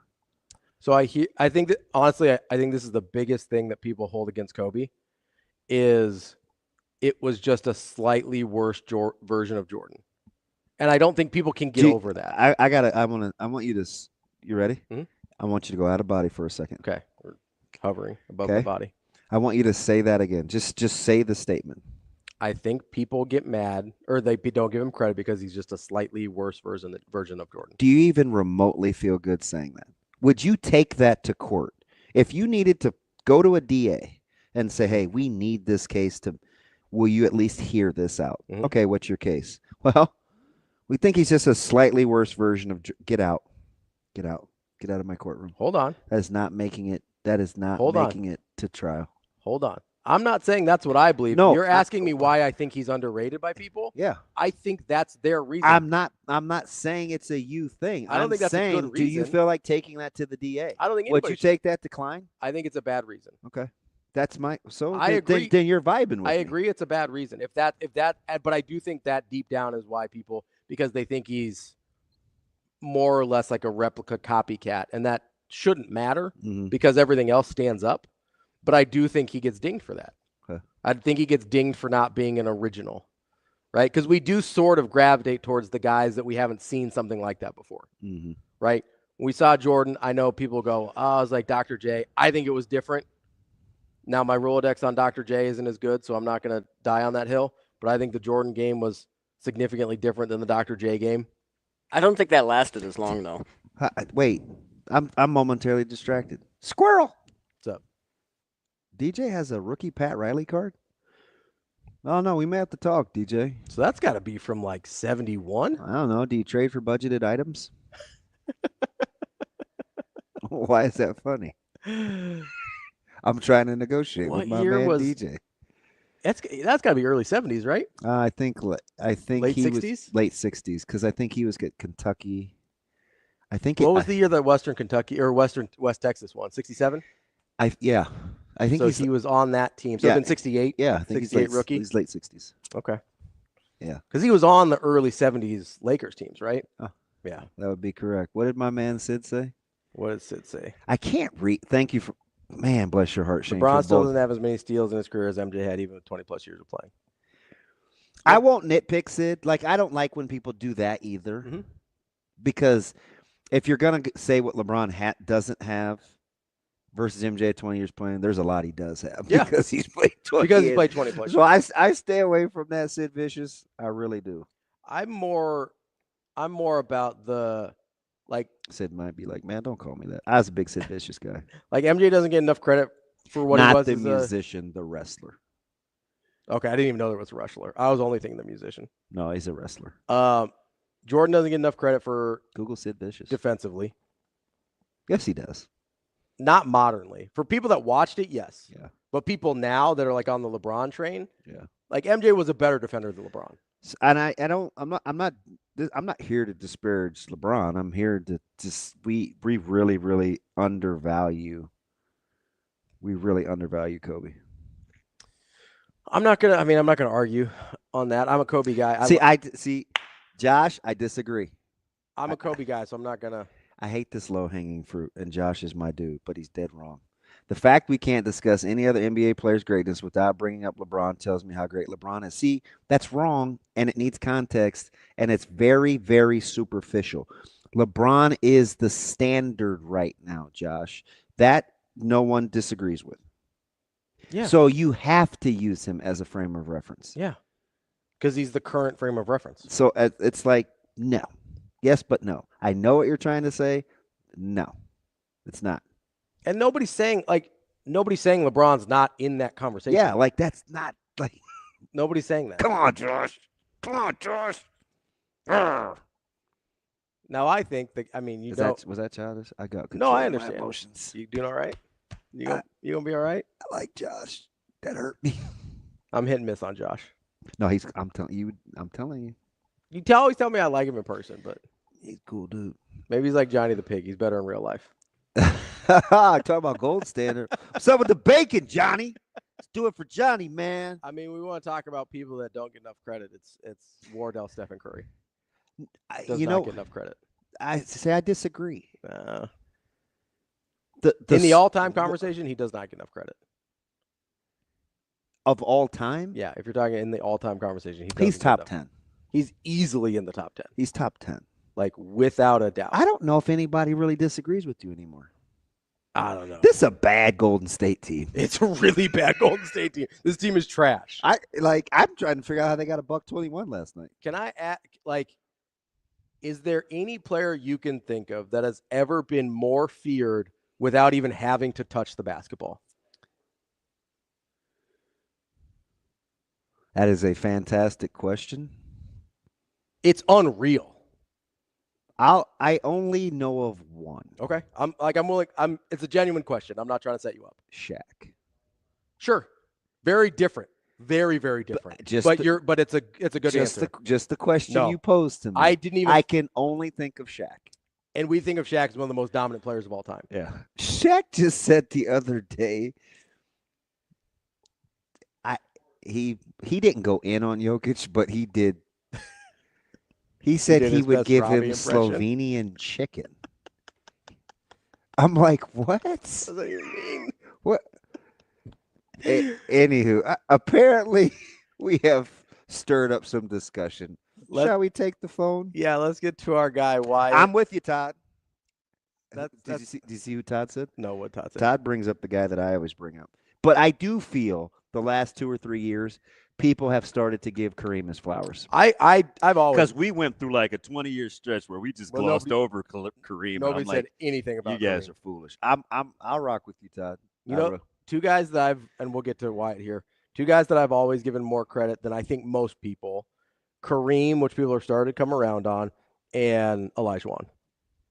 Olajuwon was unbelievable. Yeah, he gets a lot of buts. He does. That dude was unbelievable. No, yeah, but wouldn't have won back-to-back if Jordan hadn't retired. Yeah, but that dude was unreal. Let's get to Wyatt. Just so we know, moving forward, Shane, that is not how you spell Kobe. You're such a blasphemer. You're my boy. You are, Shane. I love you, but gosh, I want to just wring your neck. And I got to stop using violent terms. I want Shane. You make me. There we go. Make like Wyatt. What's going on, bud? Thank you. Yeah, great. Thanks. Hey.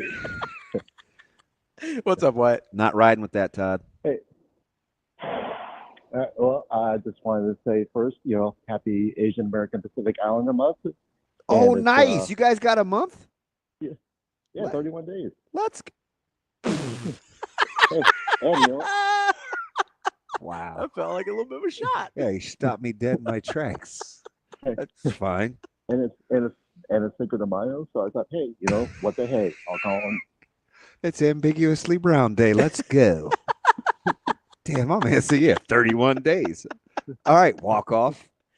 It's fine. I'll take my 28 leap year 29. I mean, population-wise, it makes sense. There's a couple more days. Wow, really? That's what we're on? I'm just saying there's a lot of Asians. Could at least give us a warmer month. Fair. Can't even do what we like to do. June? Exactly. 30? More charcoal's readily available. I'm sorry, Wyatt. Go ahead. That's right. No, my daughter's born in February, so I like February. So is my sister. I'll ride with February. Yeah. Hey, we gotta keep those months while we still have them. So. Anyway, nothing's getting renamed yet, are they? We're still January, February, March, April, May. We're still, as far as I know. Okay. All right. Go ahead, Wyatt. So I growing up when Kobe played, I was not a Kobe guy, but after I grew up and matured, I thought I respected his game. I agree with you that he does get undervalued severely, and I think part of that is also because he had Shaq, and then Shaq left and won with Wade, so they think, well, it's mainly Shaq, and Kobe is just equivalent to Dwayne Wade, which I mean it's not true, but that's what some people will probably say. And then those last few years those teams were just not good at all, and they kind of dragged down that. So he just kind of went out with a little bit of a whimper. Unfortunately, I think that it's just part of the equation as well. Yeah, I do think the way he finished sticks in people's heads a lot. Like after post Achilles. Yeah. I think that kind of I think that's the vision people is kind of last for Kobe. So I get that. I just listen. It's not appropriate. I listen to what his peers say. They are terrified of that dude. That's accurate. His peers are as scared of Kobe as they were of anybody. And speaking of Don Nelson, you guys may remember that Don Nelson was part of one of the greatest commercials when he had that Dallas Mavericks team that had a bunch of international players. And I can't remember who those were, but it was a bit where he was trying to speak to all the players in their native language. Then he got to Steve Nash and he called him a hoser. Yeah. I do remember that. Good, nice work, Rolodex. Even with the number of months, Okay, yeah, I got a question. When you say Rolodex to your players, do they even know what you're talking about? Yes, I've explained it to them. What's in the old database? All right. Yeah, they get it. I haven't seen an actual one, and I don't know how long. Oh, you mean the actual? Like the actual role? No, I doubt they know. So do you know what I said though, which is a little inaccurate? I just because I get asked. I used to, not so much anymore. Like, why do I say this? It's just like, it's what you can remember in the old in your old brain. I don't tell them that it's a little thing where it came from. You spin around with like the paper, yeah, because nobody would have those anymore. Do you still have a Rolodex? What? You can thumb through it? No. Just reminded me of the Price is Right wheel. That's what I always used to think of. Appreciate the call, Wyatt. So the last time I saw one is when we were cleaning out my grandma's house, she still had a Rolodex. So she was rocking. I know what you're trying to say. I have a No, I'm just like my parents had one when I was growing up. I have one. I use one. Do you really? Yeah. Good for you, Shane. There you go. You're back in good graces. Yeah. All right, let's hear from my man. All right, let's get to our guy out of breath. Brian here wants to talk a little LeBron James. What's up, Brian? What's going on, fellas? How we doing? B, how we doing? I'm getting used to the new unadulterated, unfiltered format you guys got now. It's wild around here, B. It's wild. We've taken like one break in 90 minutes. Oh, can you imagine the in the football fall? season. Oh, it's gonna be a circus. Oh yeah, I can't wait. I got him on layaway. I'm ready. Just a few more months. Ready. Few more months. Few more months is going to be you're not going to want to have your kids listening the way I talk about football teams. That's all. Wow. But I'm glad you guys brought this up because I've talked to this about with my friends all the time, and I am somebody. Jordan's style of play is not something I've been a fan of. Not saying I don't like him or hate him, but I give this example. You know, Damon, Jordan was first out. You go to basketball court, play pickup ball, and you see some cat looking like Jordan, thinking he's Jordan, shooting the ball all the time. You lose, you leave the court. What's your attitude? Okay, compared to when you play with somebody that play like LeBron or Magic, they pass the ball.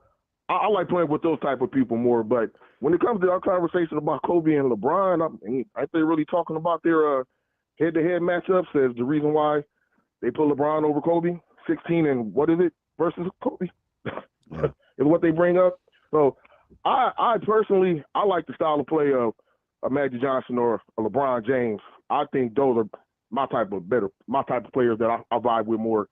So I would say I feel they're a better player. But why Kobe doesn't get mentioned? Because and he played with Shaq. Yeah. That's why I feel. Let me ask you something, B, because we've talked NBA and rankings for as long as you and I have been talking in some capacity, right? I know you're a Lakers guy. Yeah. Why do you think NBA rankings of players is so people are so passionate about? You don't hear it in baseball. You don't. We're cool with top fives in football. Oh, hey, you like Gale better than Jim or Barry better than LeDane? Like even your guy Emmett, right? Like you don't bristle up near as much over Emmett as like what we would do in the NBA. What is it with the NBA that draws this kind of debate? I would say I think it's more of a smaller amount of people that pay attention to it. So people I think are more territorial about their era of sport that they watch. I would say so when they see the best person, they could never imagine it being better than what it is in the moment. That's how I take it. And I'm gonna say this one other thing because I'm gonna answer your question. The most feared player that I have seen on the basketball court without touching the ball ain't Shaq. It's that man Larry Bird. No, I'm with you. Larry Bird. So the guy that I'm sitting next to, huge Larry Bird guy. We have argued over whether I would put. What did we argue? 3, 4, or 4, 5? We've argued over. I'm gonna say this. I think. Luka isn't even in the discussion. No, Luka pisses me off. I think it's a travesty that Larry would not be in your top 5. No, Larry is in my top 5. I'm just saying. If you somebody else. Jokic in there. If you think Jokic is a good player, or even Luka, how in the world could you not think Larry Bird is way better than him? I don't know. I gotta ask JJ Redick. Oh God, please. JJ Redick told me Bird wasn't a great 3-point shooter. Out of his mind. Out of his mind. Crazy. I would even say that as a Laker fan. No bias. If you're good, you're good. Ain't no need to lie about it. It's right there on TV for everybody to see. That's it. Hey, fellas, you have a good day. All right, Big. Yeah, Larry's my guy. Like I'll ride with Larry for like. Micah was asking me about Jokic in the car the other day. I don't know what you do with Jokic because statistically he's unbelievable. Yeah, I mean, so era matters here a lot, right? Like the way that people are allowed to operate, and the way that teams are just so willing to make a offense so centric around one guy. is so much different than it's been through 99. I mean, I do the same thing with Russell Westbrook stuff. Like, this isn't just a Jokic thing. I do the same thing with Russell Westbrook stuff. I'll do the same thing. Like, Luka puts up ridiculous numbers. His numbers don't reflect his actual ability. Like, Luka could be way better than he is if he ever decided to be, in shape and actually play basketball in a like winning manner. But I'm kind of like, I get Jokic got the. I mean, I do this even with Giannis to a certain extent. Giannis puts up stupid numbers. Nobody pays any attention. Yeah, he's incredible. And he's incredible, but I also have statistically, this year was his best year, I think. I think so, too. I mean, he's basically been putting up prime Shaq numbers for the last 4 years. But we kind of have to put that in context of, okay, scoring 30 points when everybody in the league scores 120 is different than scoring 30 points when everybody in the league is scoring 90 or 100. Like, those aren't the same things. Just the opportunities of how the game is played is although I would challenge you to look up NBA scoring averages per game through decades. No, I know. There's bumps. Yeah, I think you're like your Kiki Vandeweghe, like Nuggets and some of those like have huge jumps. But I mean, it's sort of the same thing with you want to go way back in the day with people's rebounding numbers. But we don't do this with football, and it drives me crazy. I mean, this pass happy era with pass interference and RPOs and getting to block downfield and the screen game. It's not like anybody takes time to make the adjustments when they talk about GOATs. I mean, they should. And it's a travesty. Because you know how bad you have to be not to throw for 3,000 yards now? Do you know how bad you have to be to not throw for 60% of completion percentage? Yeah, absolutely. Really bad. You have to be terrible. Where back in the day, 60% was like, oh my God, that's the gold standard. Yeah. Like 3,000 yards, 60%. And if you got anywhere in the positive of touchdown interception ratio, you are great. Now, and listen, I'm honest. I know I'm the guy that a couple months ago was hammering Elway. Mm-hmm. I didn't go as far as to say overrated, but I'm like, I mean, look at that guy's completion percentage. I know I said that. Yeah. I know I talked about But Elway's I look at his completion percentage against other people in his era.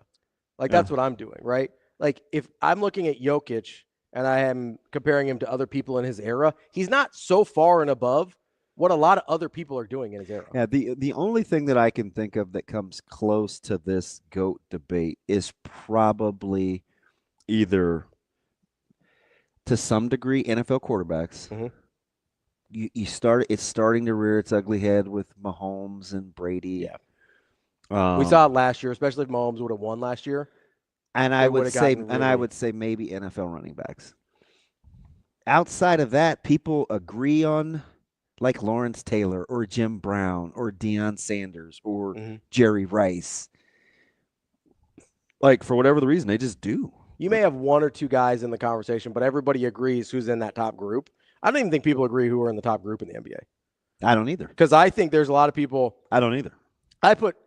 Listen, I'm a Curry top 5 guy. Like, I am. Well, who gets bumped? I don't even want to detract. A lot of people have Bill Russell in the top 5. I'm do not. Bumping him. I don't think people do, though. I mean, I think you know what I think you hear a lot of? What's that? I think you hear a lot of LeBron, Michael, Larry, Magic. And I know you hate on Magic, so you can bump him if you want. I don't hate on Magic. I prefer Bird and Curry to Magic. Yeah. Does it matter that Jordan said Magic was the best point guard in NBA history? Jordan never played against Curry. I mean, you know what I mean? Like, those guys tend to gravitate towards. He should have texted you and not Stephen A. to read it on. Well, Stephen doesn't know. Did you hear when he read his text? Listen, Magic is great. Like, I'm not detracting from Magic. I'm really not. But for what I like, I prefer Bird and So Curry. you know what's funny? Yeah. Like, do you care near as much about Barry versus Jim Brown? No. Do you care? But I'm a basketball guy. Do you care near as much like LaDainian versus Marshall? I love Marshall Faulk, so yeah, a little bit there. Like, I'm a big Marshall Faulk guy. So I care. There's certain areas where I've got affinities where I do care as much. What about Terrell? You know, like, I'm just giving. Yeah, like random examples.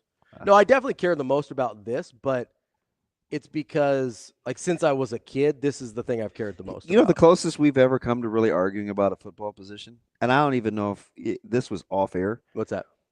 You did kind of laugh at me, and you're like, no, Jerry Rice was great for a long time. I was like, I don't know. I'd take Moss over Rice if I was drafted tomorrow. And that's what you gave me. Yeah.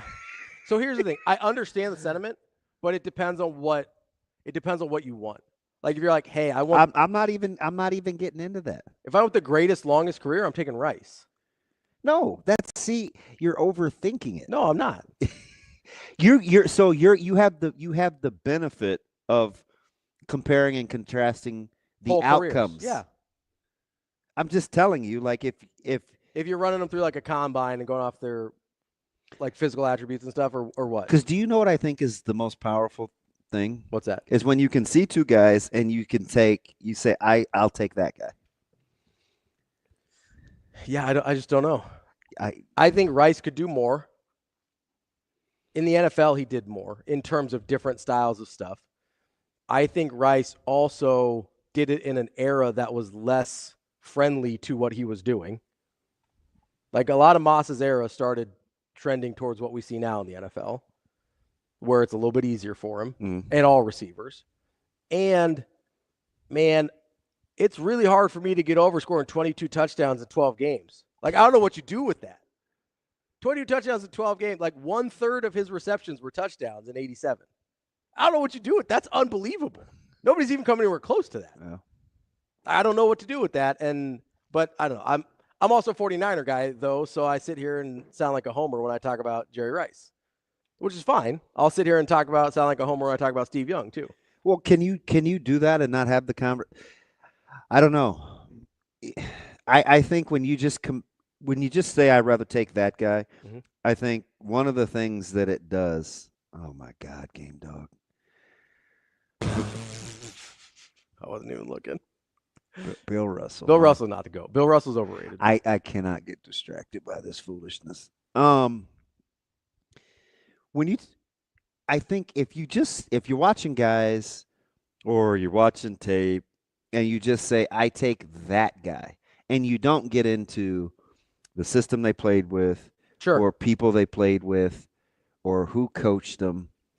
Like, I think if you try to strip, it's like what I was talking about when you want to talk about comparing stakes. Well, what is it that you want? Yeah. If you're just taking talent at the position. I think Randy Moss is more talented than Jerry Rice. I think Jerry Rice. Like, who needs the least amount of, and I'm not just those two. I'm just talking about in general. Yeah. Like, who needs the least amount of hypotheticals to do well? Sure. No, that's kind of how I always usually look at it. I get that. Not the quarterback they played with, not the front line, or not the offensive line. See, this is why it's easier to do this in basketball than it is football, because football, everything's so much more interconnected.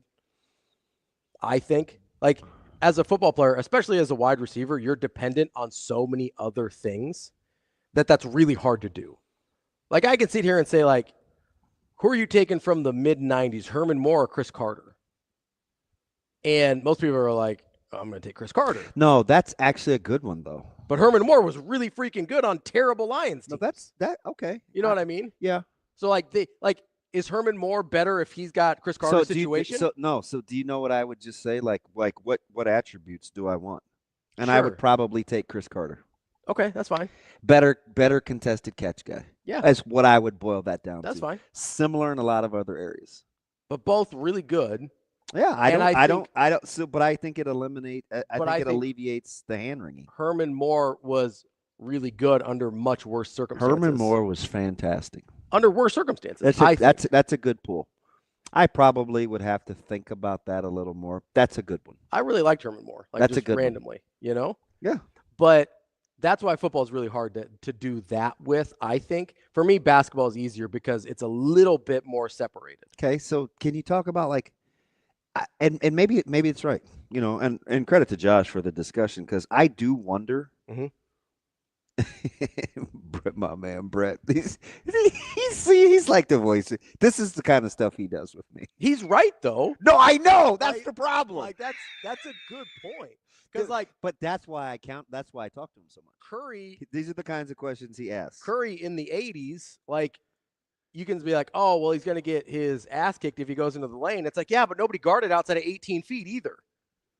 No, I know. You know what I mean? I know. It's a good question. It's a very valid, and that's why I kind of brought up the thing with Rice, where I was like, I think he did more in an era where it was harder to be a receiver, because of what was allowed. Like, if I just watch him and I go, I clearly know Randy Moss has better physical attributes. I watch the tape and I think Jerry Rice is a better football player. That's what I think. I cannot ride with that. And that's fine, but that's what I think. And maybe so at the end of the day, maybe I'm just time out. I just want to make sure I'm hearing this right. At the end of the day, you think Jerry Rice is just a better football player than Randy Moss? Yes. I would probably listen to you more if you just said he was a better wide receiver. Well, sure. He is not a better football player. Okay, make that distinction for me. The guy that can do significantly more things within the sport. Okay.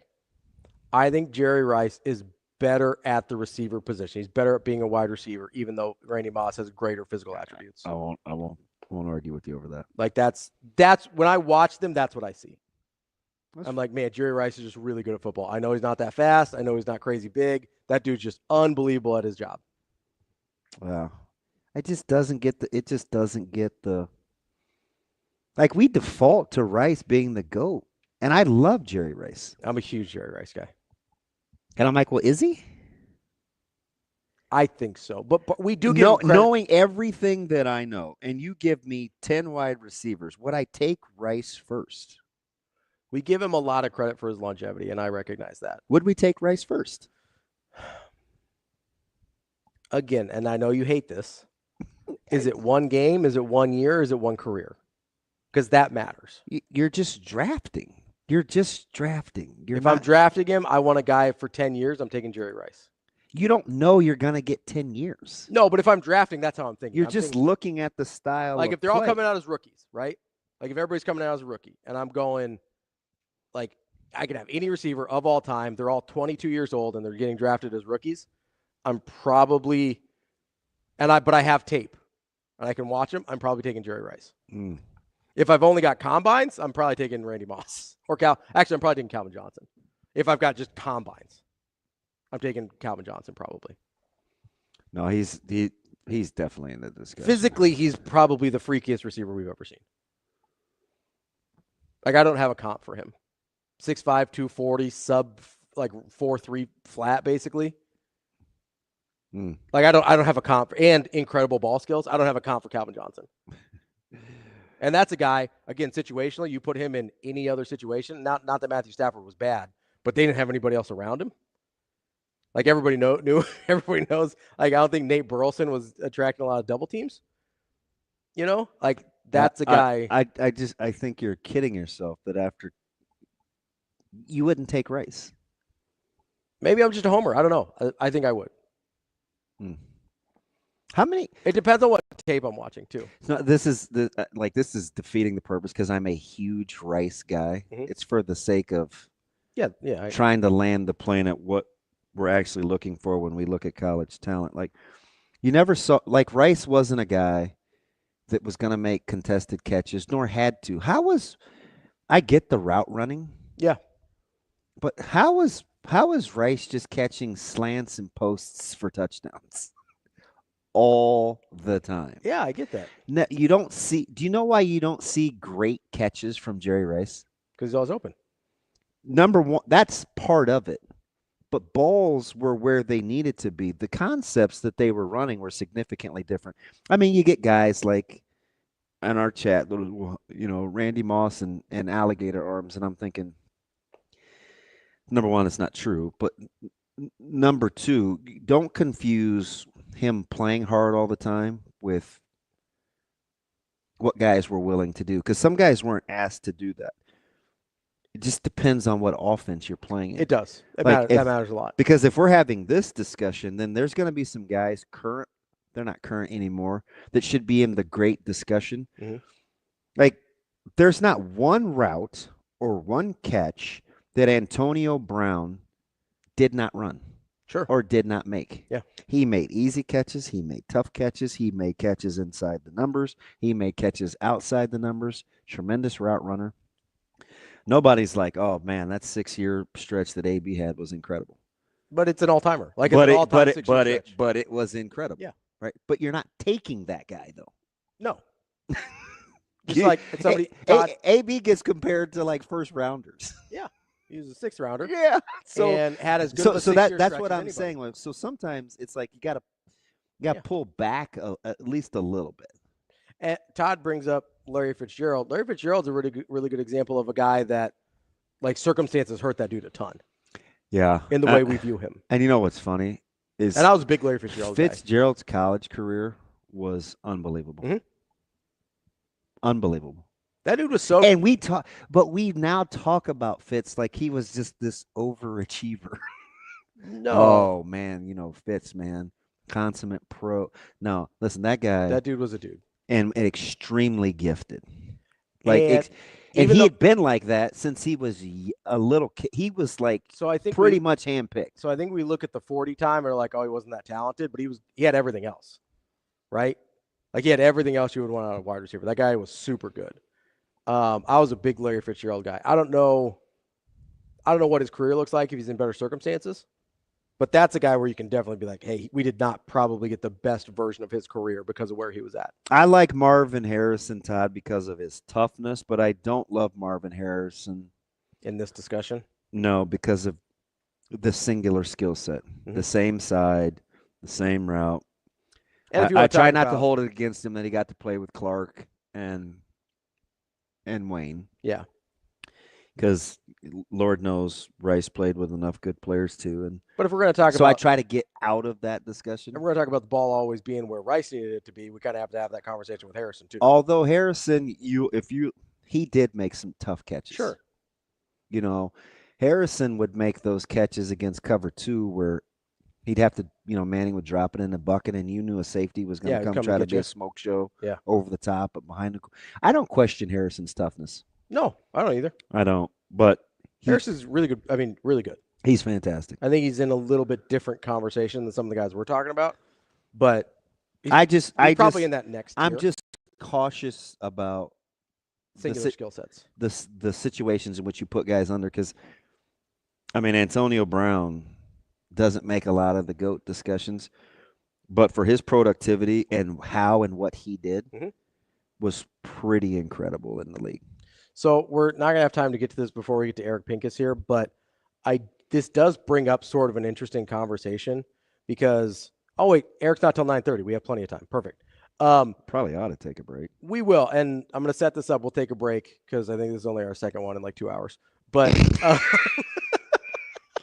but Shane, you up over there? Yeah, just do your thing. I want to. God, dog, it's 8:55. This brings up a really interesting conversation that I actually. My bad. This is. What? I just made that up. No, it's never mind. I'll explain off air. It brought up a really interesting conversation. Our friends over at Matrix Analytical put out a poll question last night on Twitter. Mm-hmm. And the question was, if you're a coach or a scout and you get to decide the first thing you learn about a player, would it be tape evaluation, profile of their mental makeup, or their athletic profile / testing scores? It's easy for me. I get that, but that has, I think, a lot to do with the conversation we were just having. Yeah. So hold on to that. We'll get to that when we come back. Maybe we'll talk to Adam McClintock at some point this week, figure out why he asked that question in the first place. But I came across that and it caught my eye, and I was like, oh, that's really, really interesting. I think I know your answer, but we'll see. That's DB. I'm Ravi Lulla. It's Hurrdat Sports Live. We will be back next with more.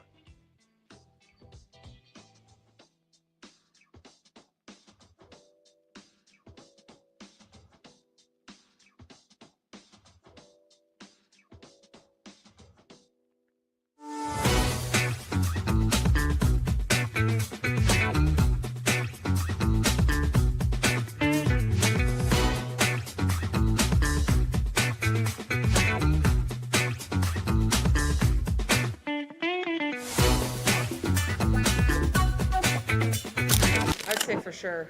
Yep. We played great in all of our scrimmages. We got to see a lot of players in different situations.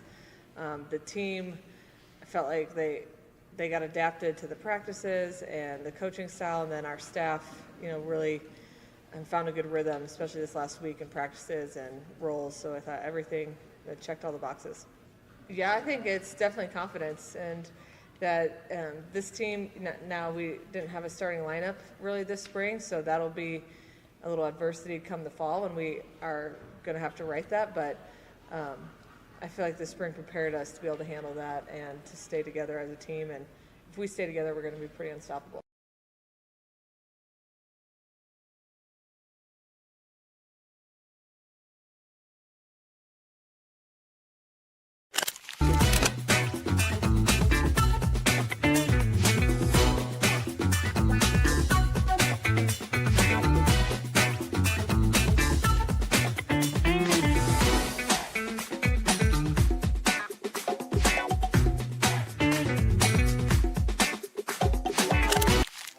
Aspirations can drive us. Sometimes a simple gesture is what fuels the pursuit of a dream. When it's time to make your dream a reality, we are here to help.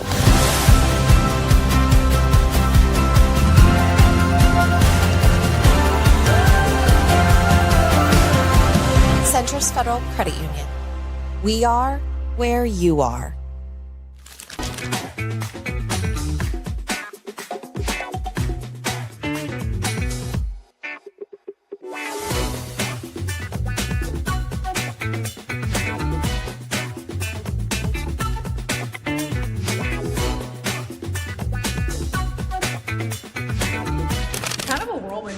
Like having Danny here and not having coach, and it's obviously like we all have to adjust in our own ways, but it's just really exciting because I really love how Danny runs practice and her coaching style. So for me it was just a lot of growth, but also finding a way to lead and how I can be there for the freshmen because this is their first semester and their first season with us, so it was just a learning growth thing for me, but I had a lot of fun.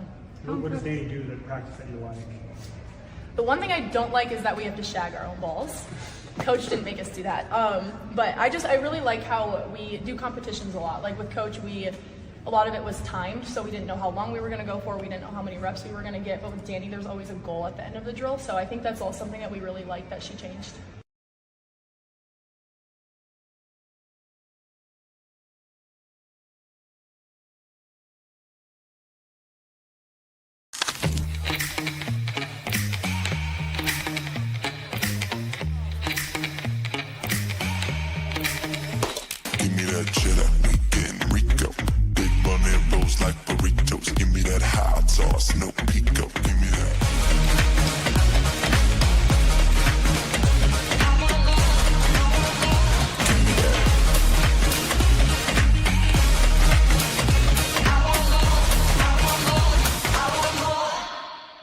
I learned so much. I think I've become a better volleyball player even just for the 2 months that we had in the gym because we played beach before. So I think I've learned so much, and I've gotten to grow my relationships with my teammates, and I love everyone in that locker room. So I just had an amazing spring. How does Bergen make you better? She does a lot. She's obviously amazing. I just love watching her play, and then also her leadership is great, so I just look to her when I need advice or anything, so it's really great having her by my side. What were a couple of the things that you specifically learned? I'm learning leadership a ton because she's a great leader. Just how she's calm, cool, and collective in tough situations, and also just setting wise too and technique.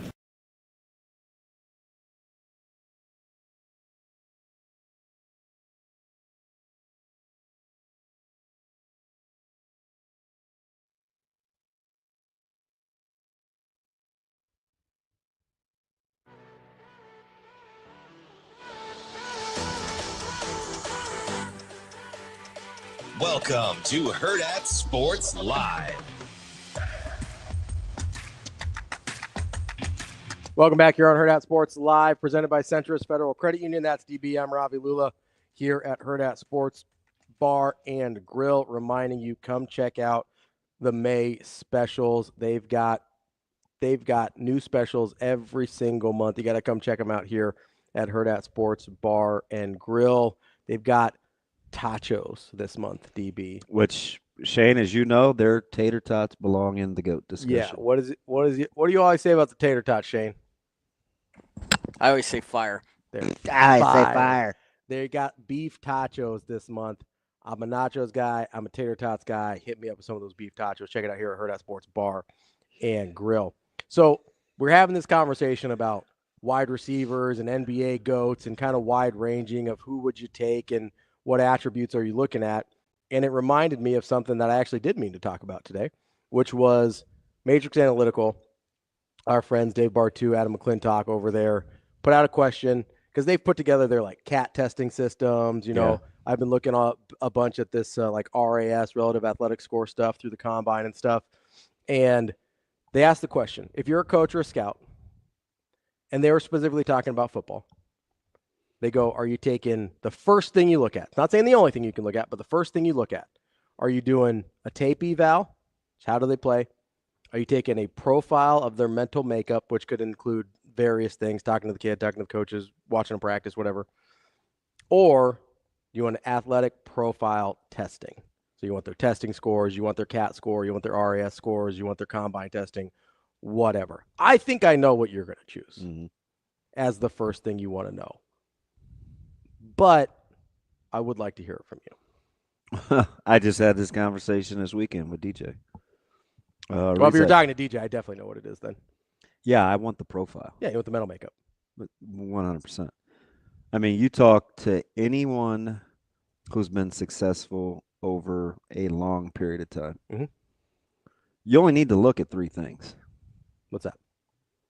How passionate am I about what I'm doing? What's my focus? And how mentally tough am I? Those are, I mean, that's it. When you're looking at the easiest predictors of success. I think they're non-negotiable. Because the other things will reveal themselves, like, okay, are they athletic enough? Can they play? Like those things will reveal themselves. Yeah. Right. And I think if it wasn't the toughest thing to figure out, recruiting wouldn't be such an inexact science. Or the draft for that matter. Right? So I'm going to take the mental makeup. You could argue it matters more the higher you get. If you want separators. Right? If you want separators. Like all things being equal. Like something's different between Jared Goff and Trevor Lawrence that isn't physical. Yeah, I would take Trevor Lawrence's physical abilities over Jared Goff's. Yeah. I would take, like, and I know I'm the Trevor Lawrence guy, whatever. So I'm going to wear that. It's fine. But there's not a lot of guys in the league I'm taking over Trevor Lawrence's physical skills. There's just not.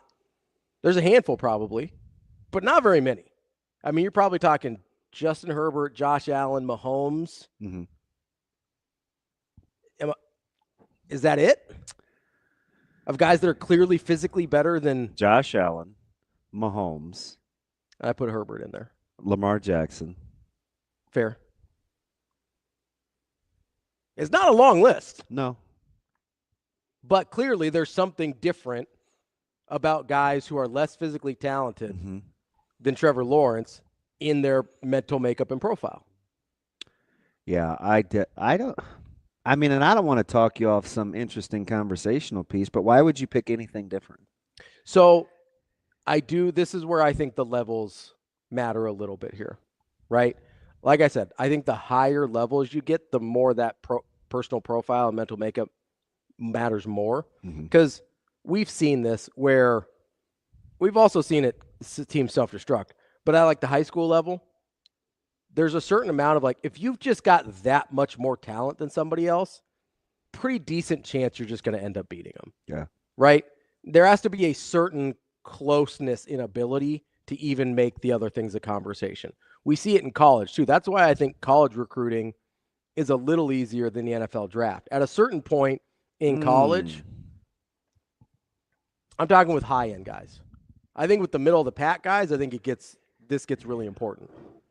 But if I'm talking about really high-end talent, and those guys miss still for sure, but I think with really high-end talent, sometimes I think I'm talking to 4-year-olds, but anyway. A lot of times those guys, the talent will just carry them. Even and positionally matters a lot here too. Like I think of a guy, and maybe this is a bad example, you could tell me, but I think of a guy like Percy Harvin. Okay. Supremely talented, right? That's a good one. I don't know that he had a great mental makeup. and that sort of sussed itself out in the NFL. I think that's part of the reason. Like, wide receivers are a really good example here, which is convenient we were talking about them. Wide receiver is an example where I think you can be successful for a while just on your talent if you're in the right circumstances. Whereas, especially the higher you get in the NFL or you get out of the right circumstances. We saw this with Antonio Brown, right? You get out of the right circumstances with Antonio Brown, and things fell apart for him in a hurry, right? Because his mental makeup was questionable at best. But I think the higher you get, that's why I think the NFL draft, you see so many wide receivers get drafted high that don't work out. They've got all the talent in the world. Sometimes that mental makeup part of it's really, really challenging. What I think is a more interesting question, if I tweak the matrix analytical question a little bit, is if it's the only thing you get to look at instead of the first thing you get to look at. I think that makes it harder. Okay, what were my options again? If it's the only only thing I get to look at. Okay. So I either get a tape eval, I get a personality profile, your mental makeup, or I get athletic score testing. It would change the order probably for me. Because in that situation, if it's the only thing I get to look at, I probably have to go tape eval first. Yeah. But I also trust myself to get some of the personality profile from the tape eval. It's hard. I don't think you can. You don't think so? No, I don't. Outside, where I think it's pretty where I think it's pretty transferable, is pocket presence for a quarterback. I do think you can get a pretty good. And I think you can get a pretty good mental profile. Sure. Of do they bail out early? Do they stick in there, climb the pocket? Do they bail away from pressure? Do they stand in there, make a throw? What's their decision-making process? I think that would be number one. Tape eval? Or no, that within the tape eval. Sure. Even a wide receiver making a catch in traffic, I'd have to see him do it repeatedly because a lot of guys will do it once. Sure. But I mean, okay, so let's talk about wide receiver. Isaiah Nayer is a great example of this. Physically, you can see on the tape, it jumps right off the way, like, oh, that guy's really physically gifted, right? Jumps off the tape. He made enough plays that if you're watching the right tape, you're like, oh, man, he can make some plays. That's great. But then what about all the times where he doesn't get the ball? That's where I feel like I could start to see a mental makeup. It's like, oh, man, that seems like every time they run to his side, that doesn't really work. I think wide receivers would be very, very tough because the ability to repeat something over and over and over again, like the rigor, is difficult for wideouts. That's why I think you could get a mental makeup from him, though, on a tape eval. It'd have to be games. Yeah, for sure. Yeah. It couldn't be, it'd have not to a practice tape. It'd have to be games. Yeah, that's what I mean. Like I'm getting a full game tape. Yeah. I'm not saying I can get a great mental profile. I think I can get enough. I'm close to being talked off it. I think I'm still gonna take the personality profile. Yeah. If that's the only thing you get. Yeah. So you know nothing about them physically. It's hard. I do know tape would be 1 or 1A. Yeah. I'm willing to listen to the tape. The physical attributes would be last. So I think in any scenario in which you tell it to me, it would be last. I've just seen too many good players many good talents not be productive. Well, you've seen both ways, right? I've seen too many good players not be good testers, and too many good testers not be good players. Yeah. Right? But here's the part where although, do you know why the latter, I think, gets coaches in trouble?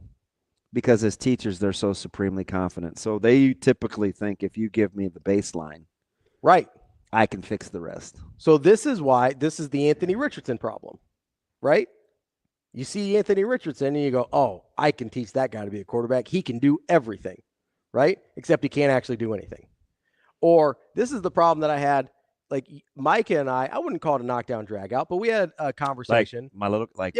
Yeah. About the Thompson twins. Yeah. Amen and Asur, right? And I was like, this was before the draft.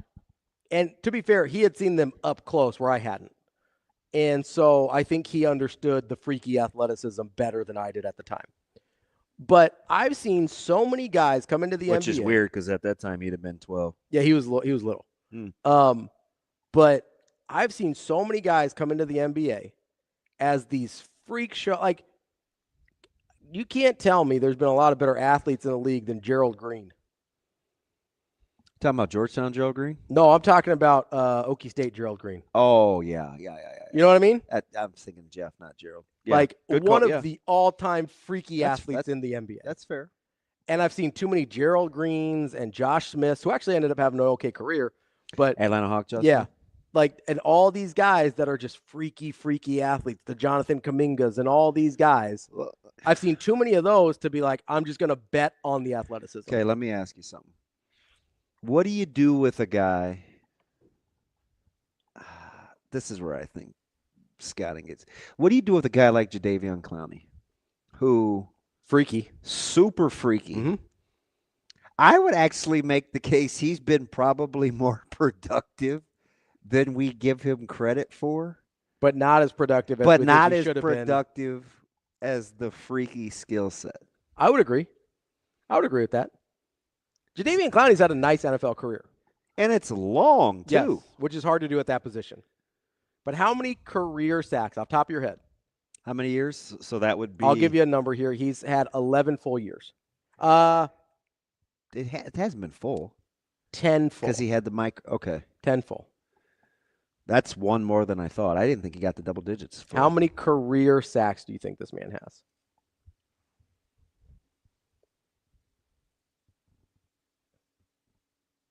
$140 games, if that helps.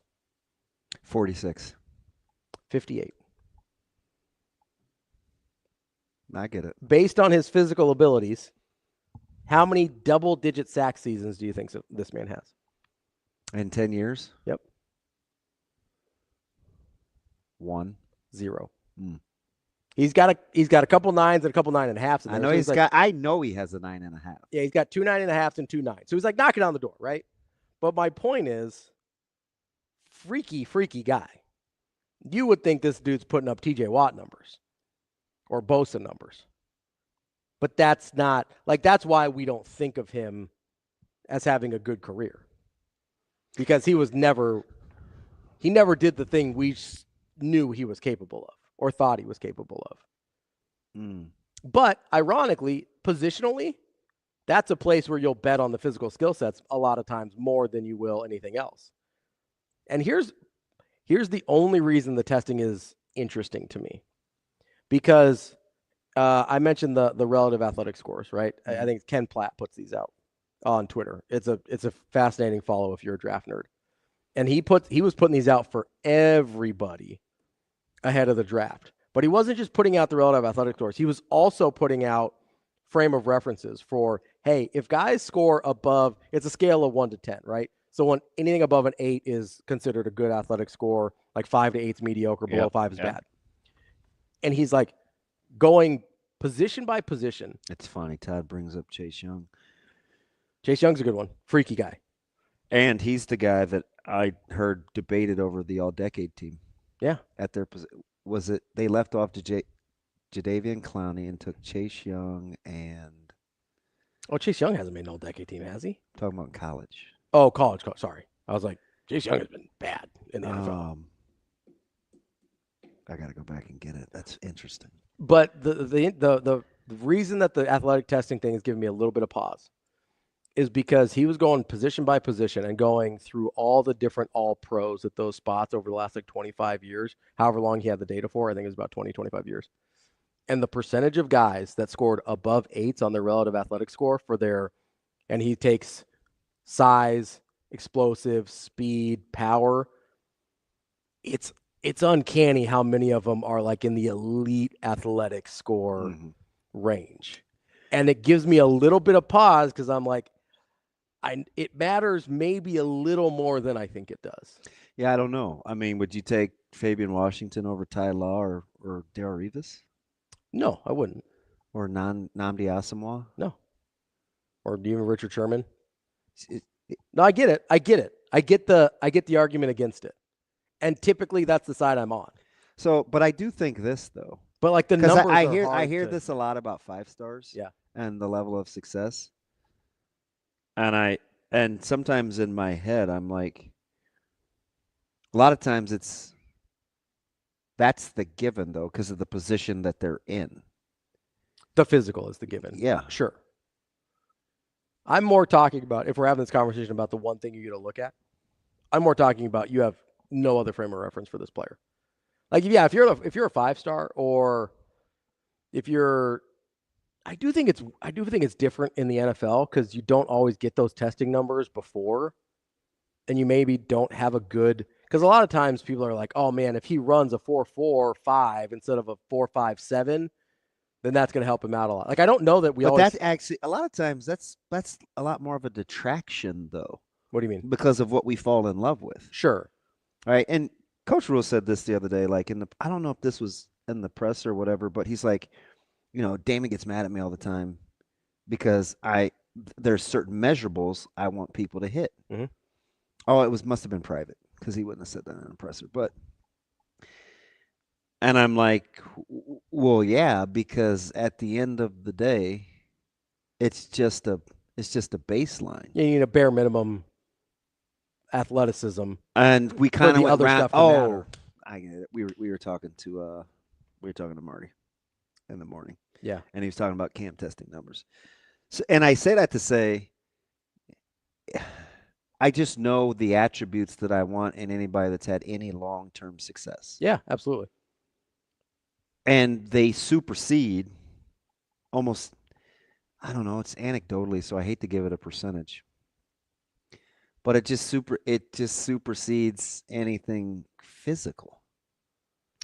But I think part of what you're doing here is assuming a base level of competent athleticism. To even, well, so a lot of times when I start the discussion, I say you have to have a bare minimum of this to even be in that situation. Yes. And I think, and my first standard, like if we're being honest, was an individual sport. So all I cared about, or all I grew to care about, was the mental makeup, and that's wrestling. Sure. Well, and you're a big baseball guy too, and that's a big mental makeup sport. Correct. Right. Football was like last for me. But that's a thing where, like, your background heavily influences what you care about there. Yes.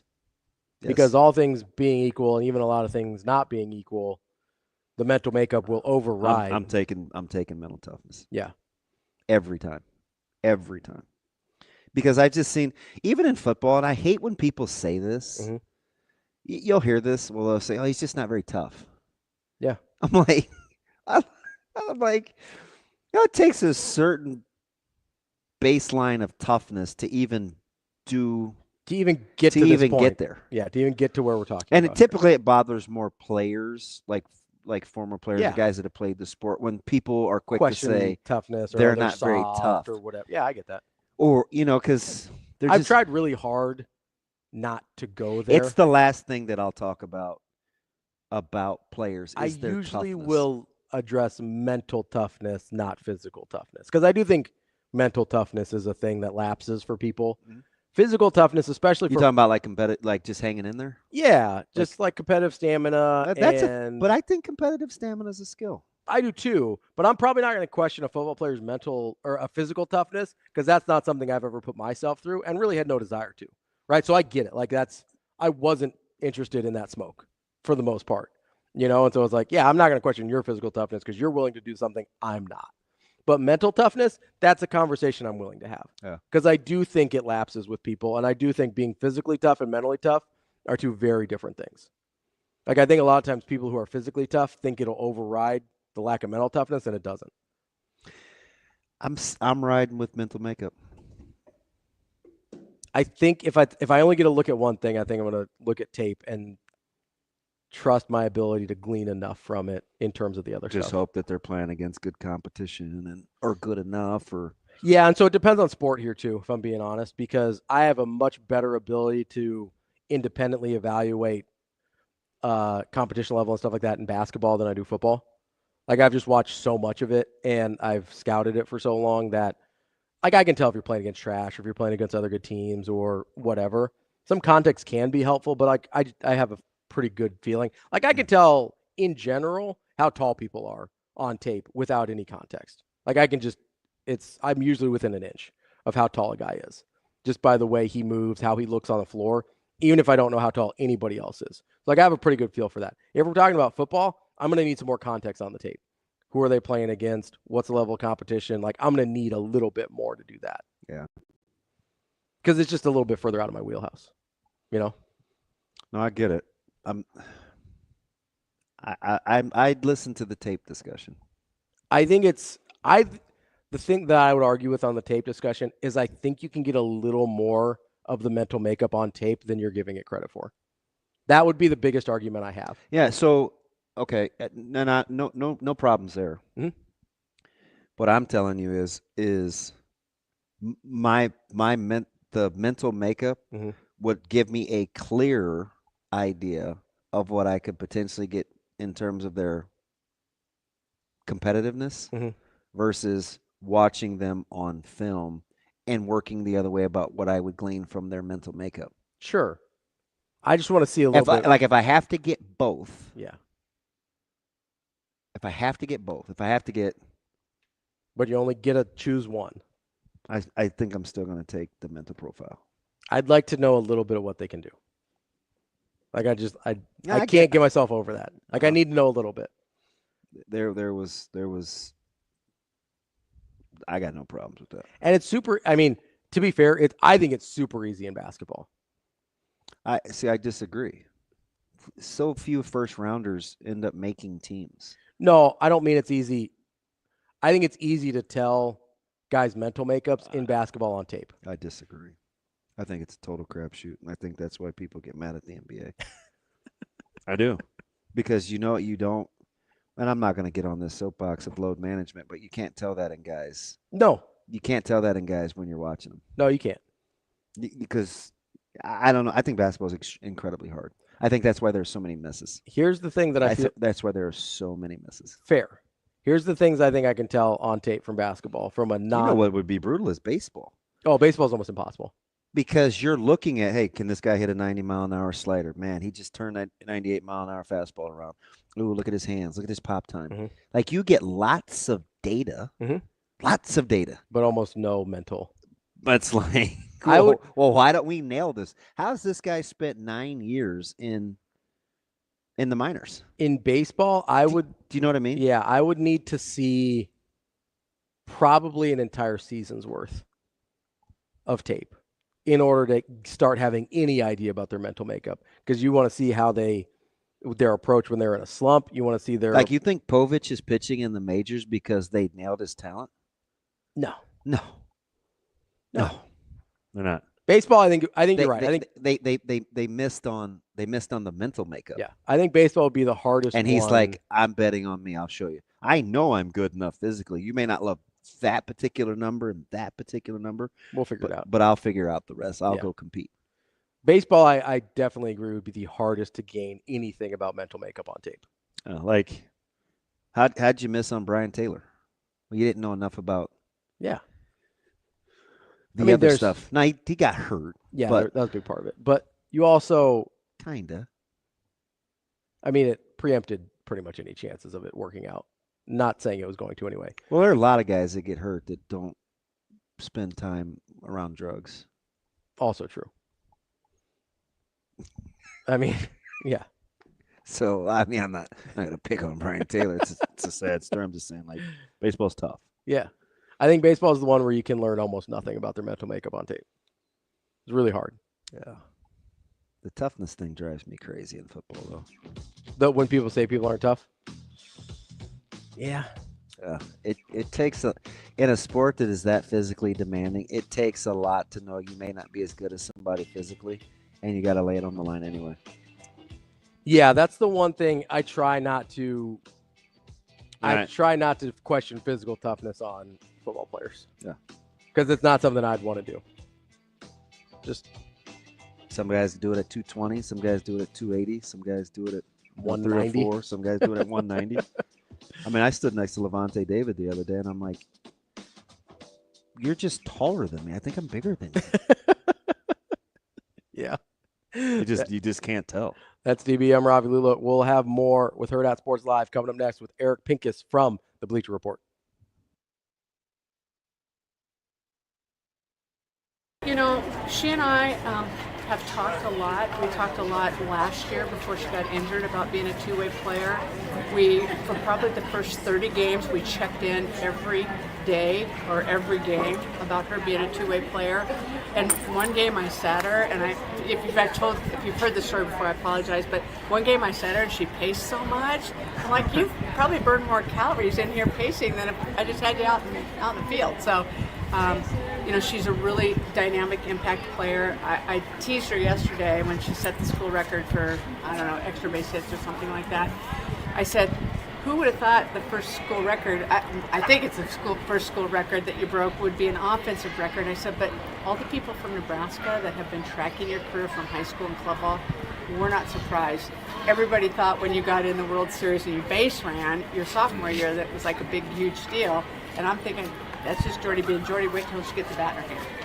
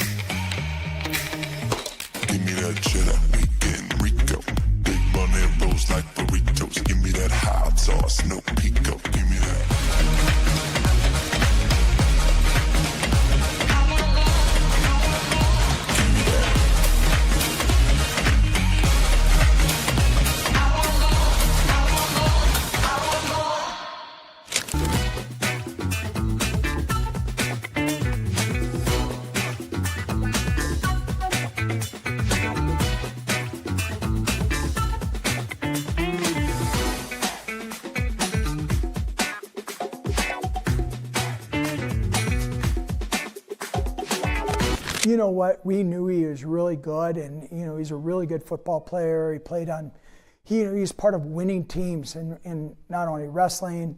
You know, Todd McNeely and Jay McNeely did a great job with them. All of his coaches there at Millard South, and wrestling and football, he excelled too. So he had a winning mentality, and so that's I think what he brought. He's like, hey, I can do this. His belief level was really high, and what was really telling was last year when he really was wrestling out of his weight class at 165 and became an All-American.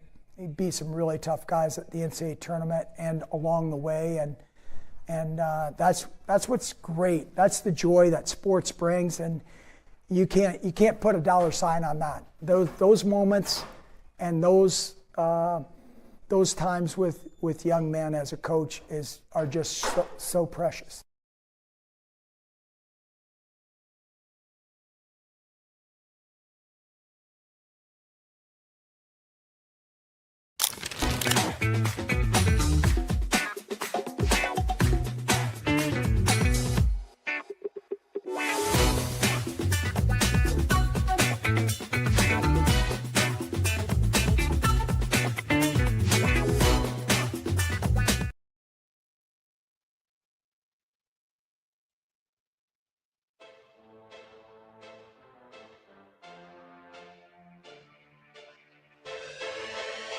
Welcome to Hurrdat Sports Live. Murray, three. Why not? Jamal Murray's got 43 in game number 5. And the Denver Nuggets lead this thing by 20. Out there, heavy hitting guys. 2 men on Steph again. He reverses on Tari Eason and bottom to 3. Now Looney. And Tari Eason chasing Steph. Steph reversed it up and in. What a bucket by Curry. Welcome back. Hurrdat Sports Live, presented by Centris Federal Credit Union. That's DB. I'm Ravi Lulla. We are joined now by Eric Pincus. He covers the NBA for Bleacher Report. Eric, how are you this morning? Doing great. Thanks for having me. I appreciate it. Appreciate the time. Eric, I got to start here. I'm a huge Warriors fan, so giant homer here. No chance they beat the Timberwolves, right? Like I'm not trying to talk myself into this. Like this is the end of the line for the Warriors this year. I mean, I wouldn't say that. You got to play out these games, and the Timberwolves are really tall, athletic, playing really good basketball. But they beat up a Lakers team that maybe wasn't as good as some had thought, and so it's hard to just say, oh, because they beat the Lakers, they're going to beat the Warriors. You still have Steph Curry, who's the greatest shooter of all time and top whatever player of all time, and you have Jimmy Butler, who seems to be in the postseason just that guy. And I'm not going to. Draymond Green is super talented and mean and tough and the heart of the team. So yeah, I'm not going to say the Warriors can't beat them. I'm going to say yeah, they can. I don't know that they will, but they certainly can. So it's interesting. There's this thing called championship pedigree, which we're all kind of familiar with, at least if we can Google it. Do the Golden State Warriors have enough of it left? And do the T-Wolves still have to find it where that could actually balance this series out? Yeah, I mean, it's a real thing. I tend to be somebody who's skeptical in that you have to show me that you can do it until I believe that you can do it. So I didn't believe, for instance, that the Nuggets would be able to do it, and they did it, or the Bucks. But I believe that LeBron, when he won with the Lakers, could do it. I believe the Warriors could do it at any point. The Timberwolves haven't shown us that yet, and it gets harder. It gets harder every round you go. Now, they took a big step last year, and I know they made some changes. Karl Anthony Towns and brought in Julius Randle, Dante DiVincenzo and whatnot. But the Timberwolves are, they have defense, they have athletes. Really, the size is, I think, the biggest part, the athleticism. And we might be seeing a change in the guard in the NBA where the older names that have been around forever, winning forever, Steph, LeBron, in this case, Jimmy Butler, who never quite won a title but has gotten to the finals a couple times recently, that maybe their time has come to these younger athletic teams. But, I mean, what Jordan won late, Magic and Kareem and all, you start going through history, even Kobe Bryant was later in his career when he won. Steph, and the most recent one was, late. There's something to be said for that championship pedigree that you mentioned, and so I'm not going to write off the Warriors at this point, not yet. So as far as championship pedigree, there's another matchup out west, or potential matchup out west, with the top two seeds if they make it past the semis. That's Boston, who earned their championship pedigree last year, and Cleveland, who out east. Out east. That I don't feel like we totally know what Cleveland is yet.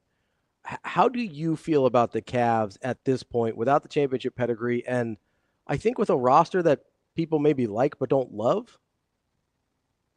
Well, I mean, Darius Garland's been out with a foot injury, I believe it is.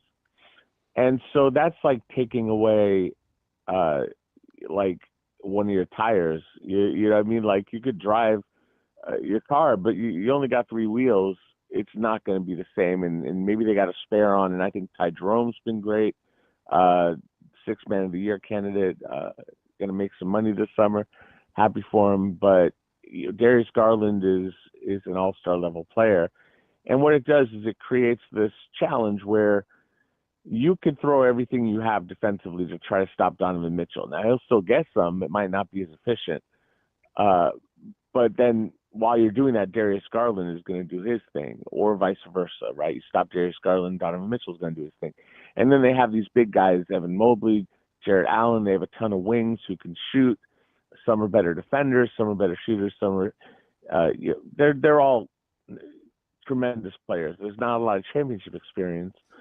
But this is a really, really good basketball team through and through. And again, they still have that natural skepticism where they haven't shown us yet. You got to show me that you can do it before I believe it. And we just saw the Celtics do what they did last year. And they've been knocking at this door for some time. So it's not like the Celtics didn't take the normal path. They did. A lot of teams, you start out, you're good. You get to the playoffs, you get bounced a little early, you get to the conference finals. Eventually, I mean, for them, they kind of sped it up and got there probably earlier than they should have. You get to the conference finals, you lose once or twice, and then you get to the finals. Either you win or lose, and either you get back and get another shot. They got there, they took care of business, and got it done this last year. So I'm happy for the Celtics, even though I grew up in LA. You learn to Blasphemer. You learn to put aside some of these things. I have a former student who works for them, so I'm happy for him getting a ring. And the reality is that obviously they have to get there first. It looks like it would be a tremendous battle. It looks like a fun Eastern Conference Finals.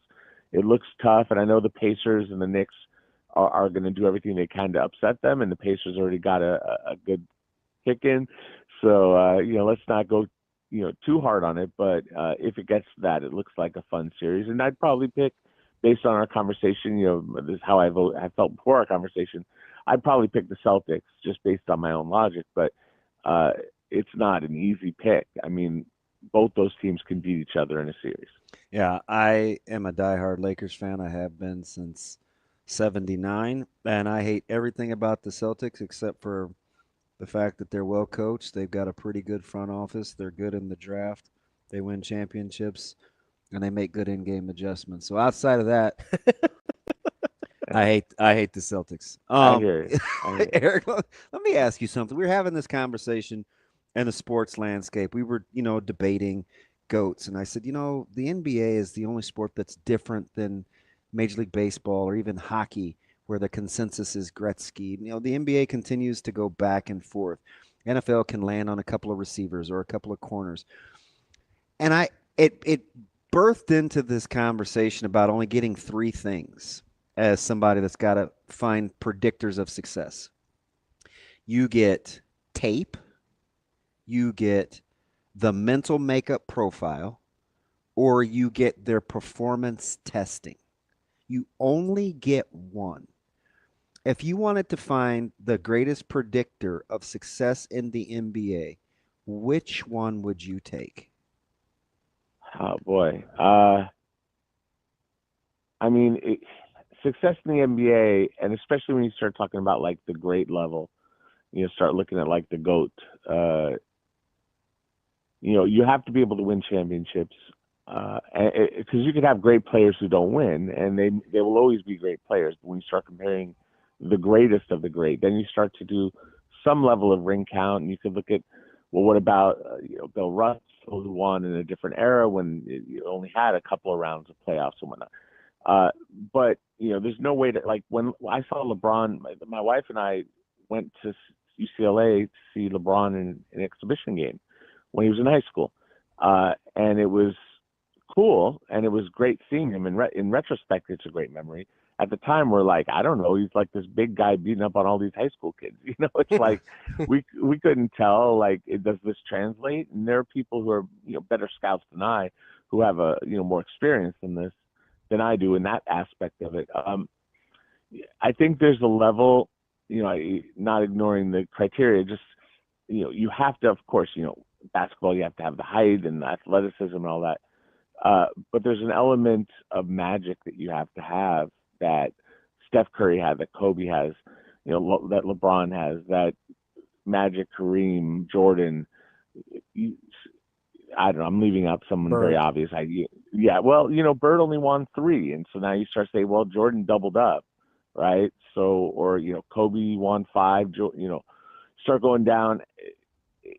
How did Bird win enough? And then there's an aspect that you have to consider with LeBron, longevity.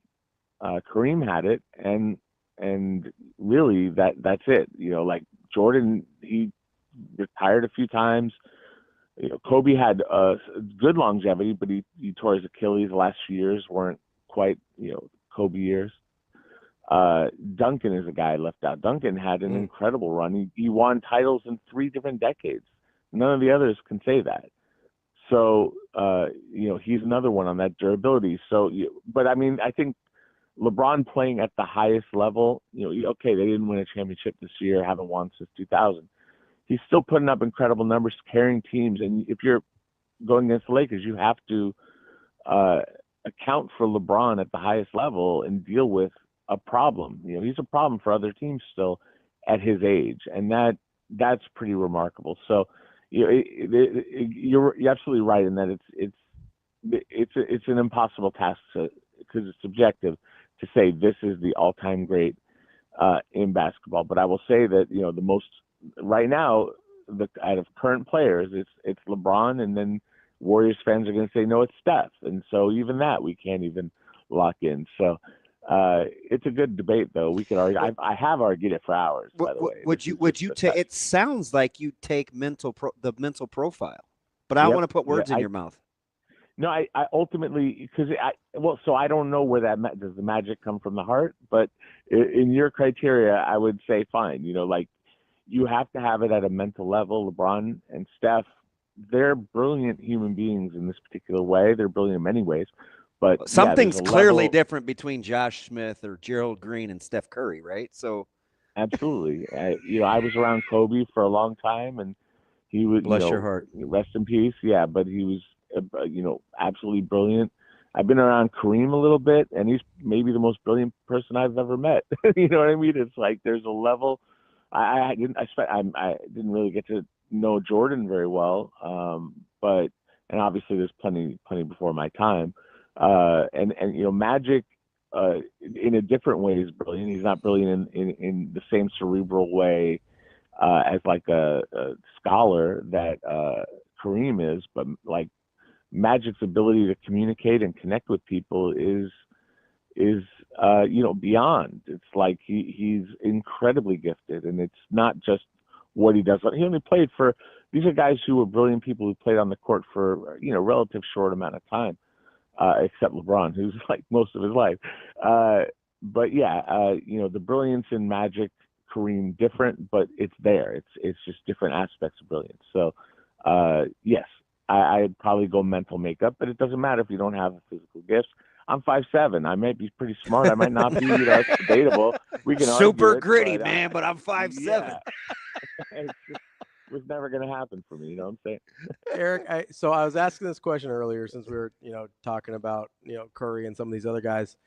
Is there a player, you know, because we're watching the Warriors game last night, and, you know, Curry's only got 3 first half points. And you're like, it's kind of not going great, but Buddy Hield's going off. And I asked DB earlier, I go, can you think of another player in NBA history that is as feared without the basketball in their hands as Steph Curry? Yeah, that's an interesting qualifier, because Kobe Bryant was absolutely feared, but Kobe dominated the ball. And there were times they would get Kobe off the ball a little bit, but like mostly he would use his little snake sound to get the ball back, and he'd clap his hands, and like it took a tough player, I'm talking teammate, to not pass the ball to Kobe Bryant. Whereas, you know, Steph, and I've had this debate with many people, is, you know, Draymond's addressed it. Everyone has a different opinion on what position Steph plays. I don't even think Steph is a point guard, because he does the most damage without the ball, right? Like, it's when Steph doesn't have the ball that's the problem, because you gotta account for him. Like, Buddy Hield is a good player. He's one of the best shooters of his generation. But Buddy Hield doesn't get all those shots if the defense is paying attention to Buddy Hield. They're paying attention to Steph. It don't matter where he is on the court. You're chasing him like all over the place. I've seen it up close. I've talked to players who have to do it, and it may be the hardest thing to do in basketball. And he's not this big. Everyone's big in the NBA except for maybe Yuki Karamura. I'm saying it wrong. Yuki on the Grizzlies, who's about 5'8" or 5'9", but even then he's taller than I am. But like, Steph's not a big, huge guy, but man, you have to worry about him, and they're absolutely terrified of him. I will say that, you know, growing up, I saw how terrified folks were of Larry Bird, and he had that and could kind do of it without fear. the ball.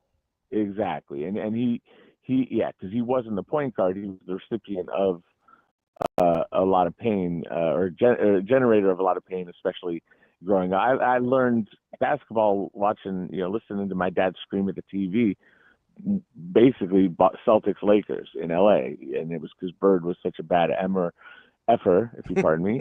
And we're digital. and you can say whatever you want. So, but yeah, no, I'll keep it clean. But Steph and Bird have that kind of fear factor. I mean, there was an element of Reggie Miller had some of that too. You know, that he was a problem without the ball. So it's what's great about basketball is that there's a varied amount of ways that you can be brilliant.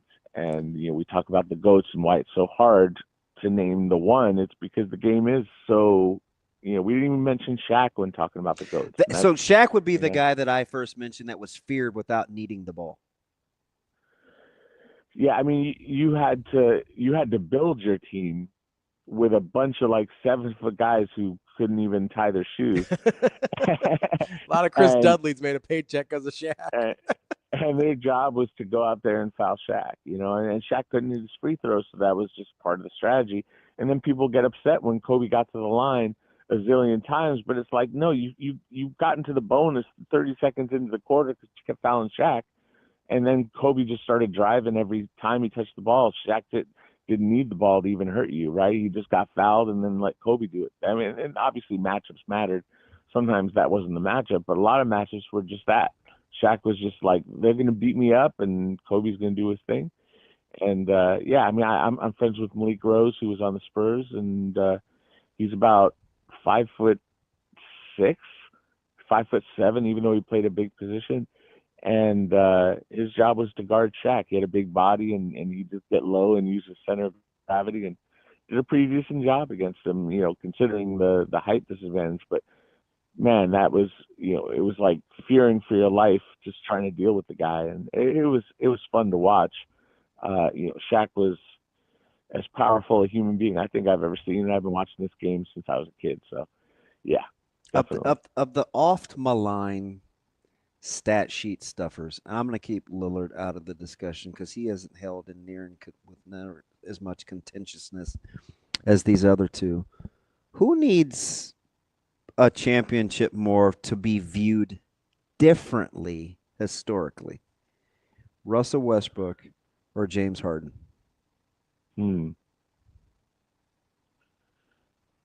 I mean, I think Westbrook is viewed fairly. I mean, Harden's probably viewed fairly as well, but I felt like Harden was, covering him up. I'm in LA, so seeing the Clippers in Inglewood.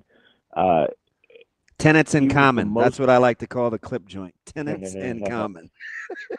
I'm petty, Eric. I'm petty, Eric. I'm petty. They got their own building. I know. It's nice. I would say that Harden was incredibly unselfish this year, and the knock on Harden is that he's selfish. And I watched him carry this team when Kawhi was hurt. I figured he'd pack it in, and he didn't. He's an older player now, and he didn't deliver in Game 7 the way he would have liked to. He did in Game 6, and the team took away Harden, and you could take away what he does by taking away some of the driving lanes and making it hard on him, and et cetera, et cetera. I think his legacy is not viewed as high. Like Russ did the most with what he had. Everyone knows what Russ is, including, I don't know if Russ does, but the most recent comments he made were pretty self-aware. He's like a force of nature that's going to hurt you and help you in the same breath. He just F stuff up. And it's fun to watch. It's frustrating to watch, all in the same play. And his brilliance is what it is. His averaging a triple-double for the first time since Oscar Robertson was his version of a title. And it's kind of appropriate for who he is as a player to be such a wrecking ball of a player, to be that. And to, he's won in his way. He's had an incredible career. I just was at Losing Your High School and spoke at a career day with the students there, and there's a lot of love for him there. There's a mural there, and he's done incredible things with his life. He was not heralded at UCLA. He wasn't supposed to be what he became very quickly. He grew fast. His athleticism off the charts. He's brilliant again in his own way, but he's also his worst enemy. And it's like even at his peak with KD and all those guys in OKC, it's like I have a wide open KD, but I could drive against 3 defenders and try to get a layup, and I'm gonna do that. I'm just gonna go as hard as I can. no one ever plays harder than Russell Westbrook, but I would argue some guys maybe play with a little bit more thought. His energy is just 100%, and sometimes that goes before he thinks it through. But yeah, James Harden's definitely the answer to that question. You take Morey or Presti? Oh, I mean Presti, geez. I don't. I mean, that's not a question. Daryl's great at what he does, but like he doesn't. You guys realize? See, everybody laughs when I say this. I used to ride with Presti. This was before he got cool and acquired draft picks. You realize he was vilified in OKC for a while. Yeah, sure, and they made a choice, and I would argue the choice. I mean, without Paul George, the whole thing. We remember Presti and like him now. He went through a stretch though. Yeah, I've known Sam for some time. I know Daryl too, and I think Daryl is great at what he does, but I believe in Presti's process more. That's from getting to know them and how they operate and how they think. I just believe in the way that Sam thinks the game more than Daryl. Eric Pincus, we appreciate the time. That's great pretty stuff good. As always, and let's catch up again soon. That was good. I like that. Appreciate it, E. All right, anytime. Absolutely. Thanks for having me. That's Eric Pincus of Bleacher Report. Good stuff there. I still may take. You're right. Like there's the conversation about Presti and Morey has shifted a lot. In the last, even 2 years. So I got a guy that I always used to talk to all the time. He's gotten a little more quiet. Remember RK? He's like at Uncommon Sense. Yeah. So we would talk about this all the time. Like he understands a lot. And he used to crush me over Presti. And I'm like, I don't know, man. Like just because the Harden trade? Well, there was a lot. I mean, he had some debacles. Because the Harden trade's the bad one. It's the one that and so I was kind of like, wait and see mode. And I'm like, damn, what are they gonna do with all these picks? So it kind of got me thinking. And George fell in his lap. Yeah. And then got the haul for that. And now it's like, oh man, look at what Sam's done. And Sam had OKC hasn't always had that love affair. I'm not so sure I don't know where you put the Heat's front office. I mean, I guess guys want to go there because of taxes, but they don't get high-end talent. No, and they haven't drafted as well. I mean, is Brad Stevens already in that discussion? I think so. I think Brad Stevens is incredible at what he does. Brad Stevens is really good at what he does. We'll see with Ainge as he tries to rebuild Utah, because Ainge got the credit. And he got the picks. Yeah, he got the credit the first time around over in Boston. Yeah, because he stockpiled all the picks. And then Brad Stevens has kind of had the second iteration, which I think he's done a really good job. But now that Danny Ainge has the picks in Utah, let's see what he does now. Because if he does it again in Utah, Danny Ainge is 100% in that discussion as well. But the funny thing about Presti is, even with the bad Harden trade, which is like the big anchor around his neck if you're having this discussion, is he's always drafted well. Yeah. Their drafting has been they've had some fellas. Ravens-esque in terms of their ability to find value regardless. No, you didn't just give them the Ravens. Like in terms of their ability to find the right players regardless.